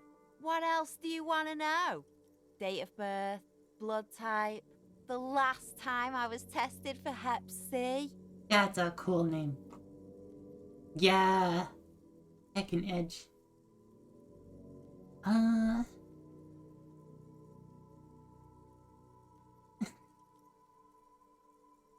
Let's start with blood type and go from there. Go where? Accosting a minor? Oh. Listen to your partner, pigman. Keep your grubby hooves off little old ladies. What are you doing to the wall? Can't you tell? I'm painting a beautiful mural, an aereo graffitio visible from low orbit. Whoa. I haven't really started it yet. I'm waiting for the right words. So you don't know how to write? Sorry, I don't know what to write. Oh, I misread that. Let's get in with them. Have you ever tried your hand at graffitio?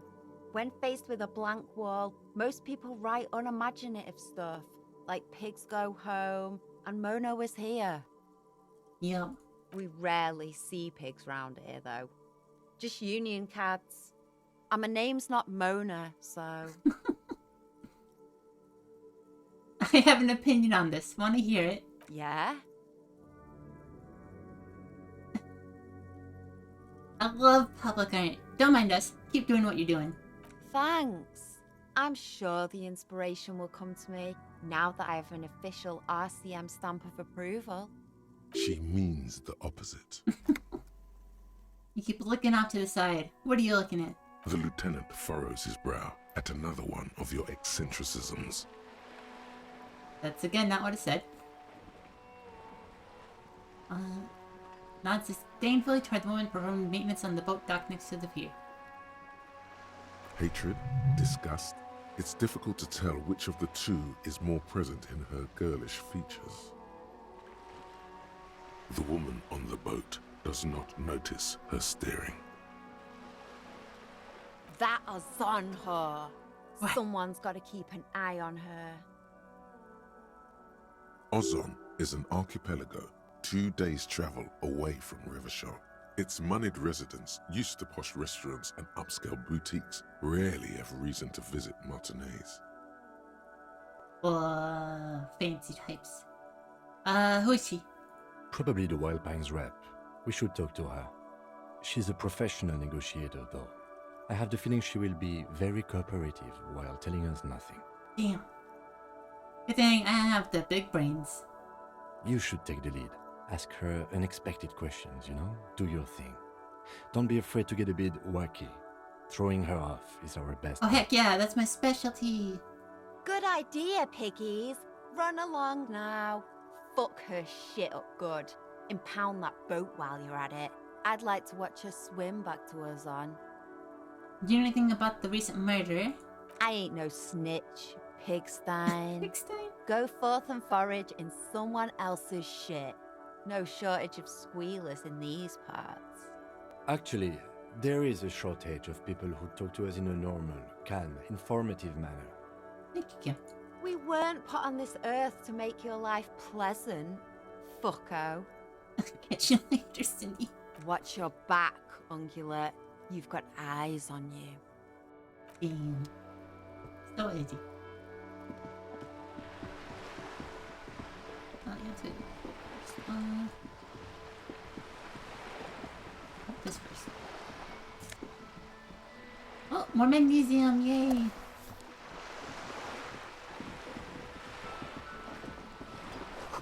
Docking reserved for residents of Rue de Saint-Ghislain, 33A. So full of magnesium, yeah. A striking woman leans against the cabin top of her sailing boat, smiling as you approach. Her green raincoat glistens with droplets. A silk scarf is tied around her throat. Good afternoon, officers. I'm Joyce. Joyce L. Messier. I represent the board of Wild Pines, the owners of the harbour. You gentlemen must be from the RCM.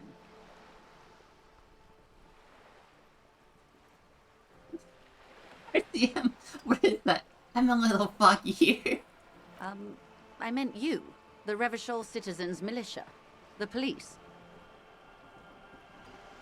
Joyce L. What does the L stand for? Clayton, my maiden name. What gave us away?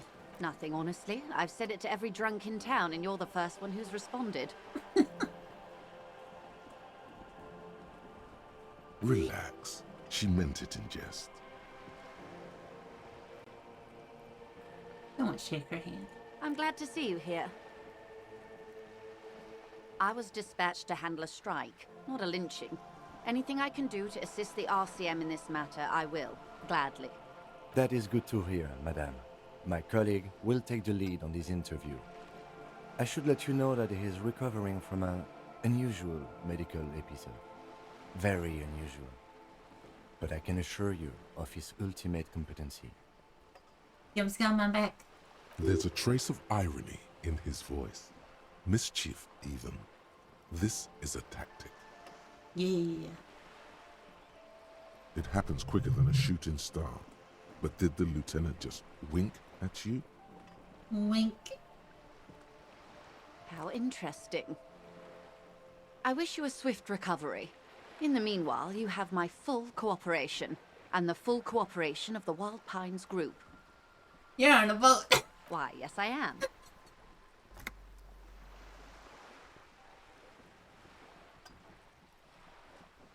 Does she have a name? The boat? No. It is called Cordelati 19, because that's the type of sloop it is. Yo, and it. Nice. What kind of boat is it? It's a pleasure craft, a 19 pacer. It also happens to be rated for Category 1 racing. Though these days I mainly use it for business. How do you like it? My sloop? I like it a lot. It's the eel's hips, baby. I'm enjoying this part of the interview. It has so little to do with the murder we're investigating. I'm working toward it. Give me time. Not a lot of people on boats, are there? Of course there are. We're on an archipelago. How else are you supposed to get around? Wait, we're on an archipelago. Yes, we are. Yeah. We are on Le Caillou. Technically, the neighboring Ozone and Fas Alamer island groups are archipelagos, while La Caillou, by contrast, is a single fertile landmass, the fourth largest island in the world. It is not an archipelago. Yeah, Kim did give us the lead.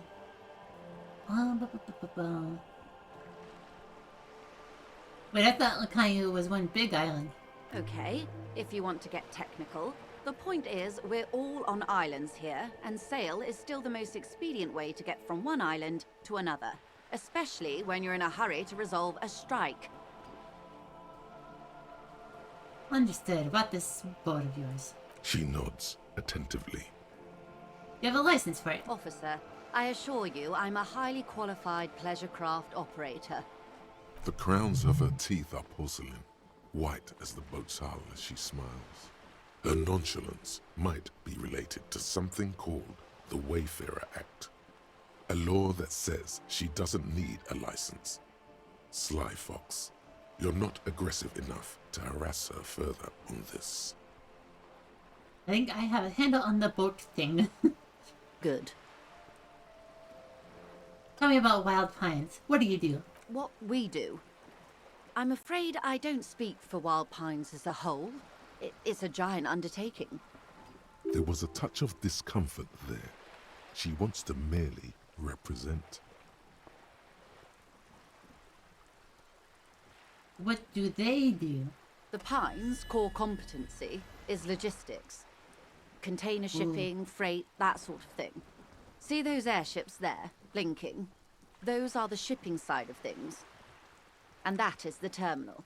Another subdivision deals with energy, oil and gas exploration, offshore platforms. The Wild Pines Group is one of the original Revacholian Indo-tribes. Companies awarded royal monopolies by the king, the suzerain himself, centuries ago. The king is long gone, but several of the Indo-tribes remain. Oh. Who are the other Indo-tribes? Son Baptiste, elysium, an unknown entity known as Brightest Star. You're in good company, it seems. Why, thank you. How much money does my own place have? I'm not at liberty to discuss the company balance sheet, but I can tell you that last year, the company booked more than 20 billion real in revenue. That's it? I thought Wild Pines was supposed to be big time. And to think, there are years when the group books losses in the billions. Wild Pines employs 72,000 people, all of whom have families that depend on their salaries. That's a lot. It is a tremendous responsibility. But where do you get all those billions? They started as an exploration and cargo fleet conducting trade between the Samaran and Insulindian Isolas 250 years ago, when pine ships explored the South Seminese and charted Lomantang on behalf of the suzerain. Centuries of care, deliberation, and madness have gone into this endeavor. Vessels pass through the great unrest to re-emerge with apricots in tow. The logic of the system is totalizing. It's taken everything from its employees to build it.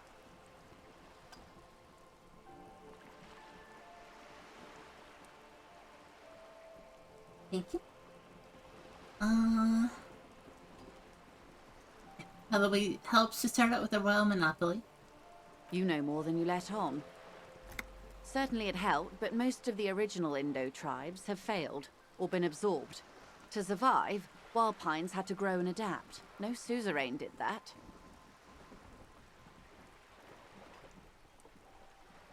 What does such a huge system want with a place like this? You mean aside from being the terminal's legal owners, who are responsible for moving 8% of the world's cargo? You don't keep it moving. The workers do. Company is nothing without them. We built this district. We. There it is. She owns up to it. Oh. All the best parts of it. Rue de Saint-Ghislain, with its bastions.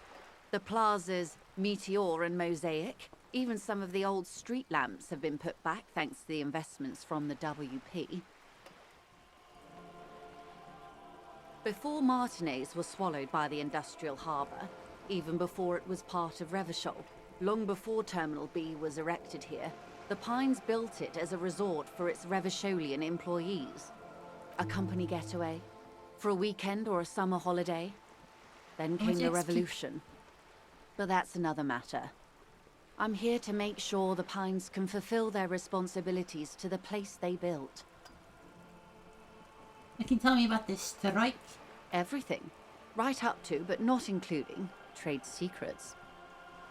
But what if I want to hear about the trade secrets? First, you'd have to repeal the Emergencies Act of Trade in Elements that gives me the right to silence. It's quite the octopus. Damn. An octopus. I will slay it. Good luck is only kept in place by the vested interests of half the civilized world, including your own. True. What the ma'am means is that the Emergencies Act and the RCM both get their authority from the coalition government. You'd be shooting yourself in the foot, in other words. Leave it alone. But I am derailing us. You wanted to know about the strike. What's your role in this? I believe the official title is Senior Labour Negotiator.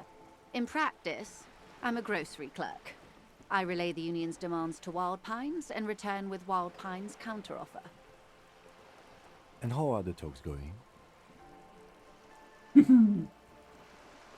not. That's the problem. The union stopped all negotiations a week ago, after that awful lynching took place. Wait, she just admitted that the lynching and the strike are connected. Oh. Now they won't even let me into the harbour. There's a 2-meter 20 racist behemoth blocking the gates. So the strike is connected to the lynching. Yes, I believe there is a connection. But that's a subject for later. Tell me more about the behemoth. That totally may have killed me before. What can I say? The union employs a giant covered in tattoos. A racist giant. I guess that's part of their big tent organization now. How are the talks going before the lynching? Let's say I was not making the kind of progress I'd hoped for when I first arrived. And when did you first arrive? I arrived 3 weeks ago. Yes, in the middle of February. The bay was still partially frozen then. I prefer to do these things on site, like the RCM. But the strike began in December. I wasn't the original negotiator here. I took over after Mr. Gaumont hit a wall with Mr. Clare, the union boss. Mr. Clare refused to speak with Gaumont despite concessions he'd granted the union in prior negotiations. This isn't the first time the union has gone on strike? Heavens no. There have been 2 prior strikes. Both times the union won significant concessions, including overtime pay and a medical plan. This time their demands are more, I guess you could say, aggressive. Well, how dare they ask for basic human, necessities? Ludicrous even. It's meant. What happened to this Gaumont? Mr. Clare told him to... how did he put it? Fuck off, midget. Gaumont is short of stature, you see. Okay then. Yes. Keep in mind, this is a negotiator Mr. Clare has worked with before, and who was more than fair with him and the union. What are their demands? There are leaflets everywhere, and banners. What did they say again? Oh yes. Every worker, a member of the board.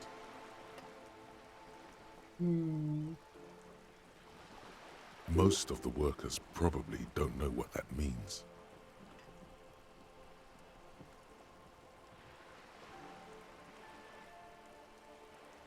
I like it. Then you might also like their other slogan.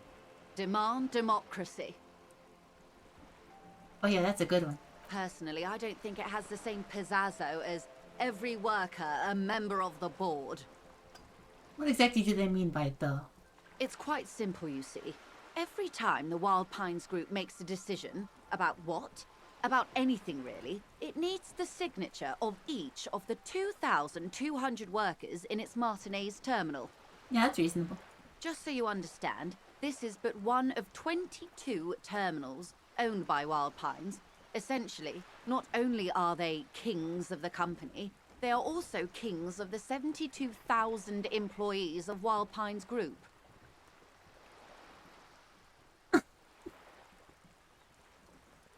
The king is dead. Long live the workers.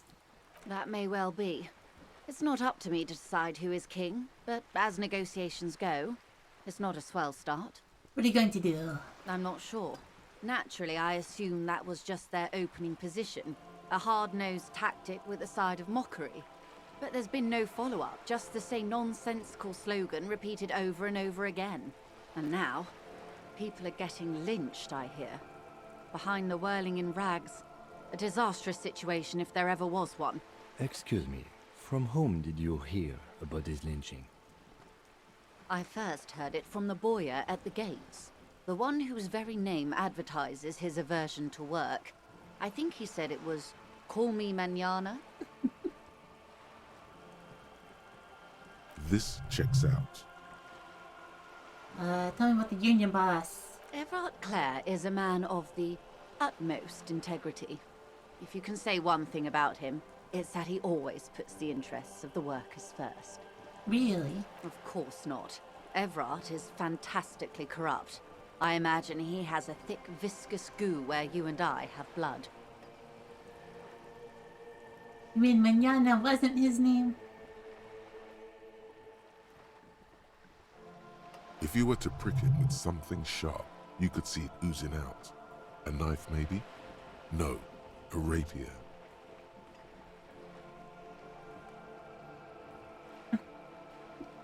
Is he that bad?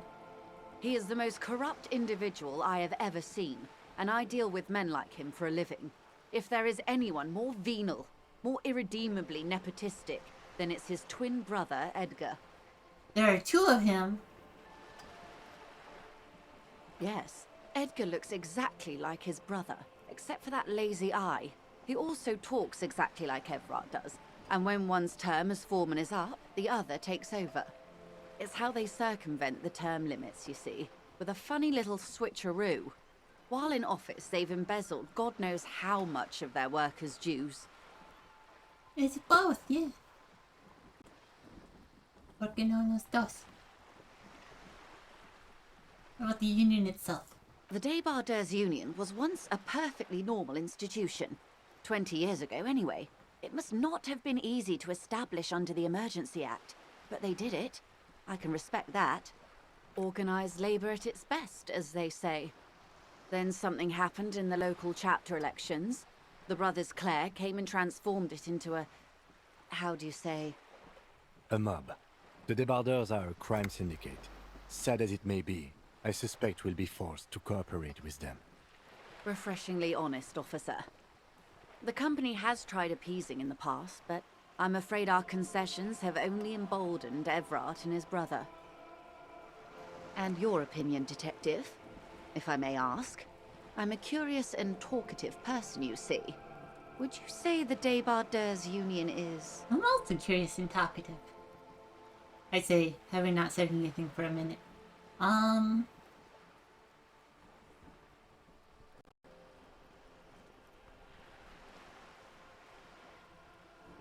Yeah,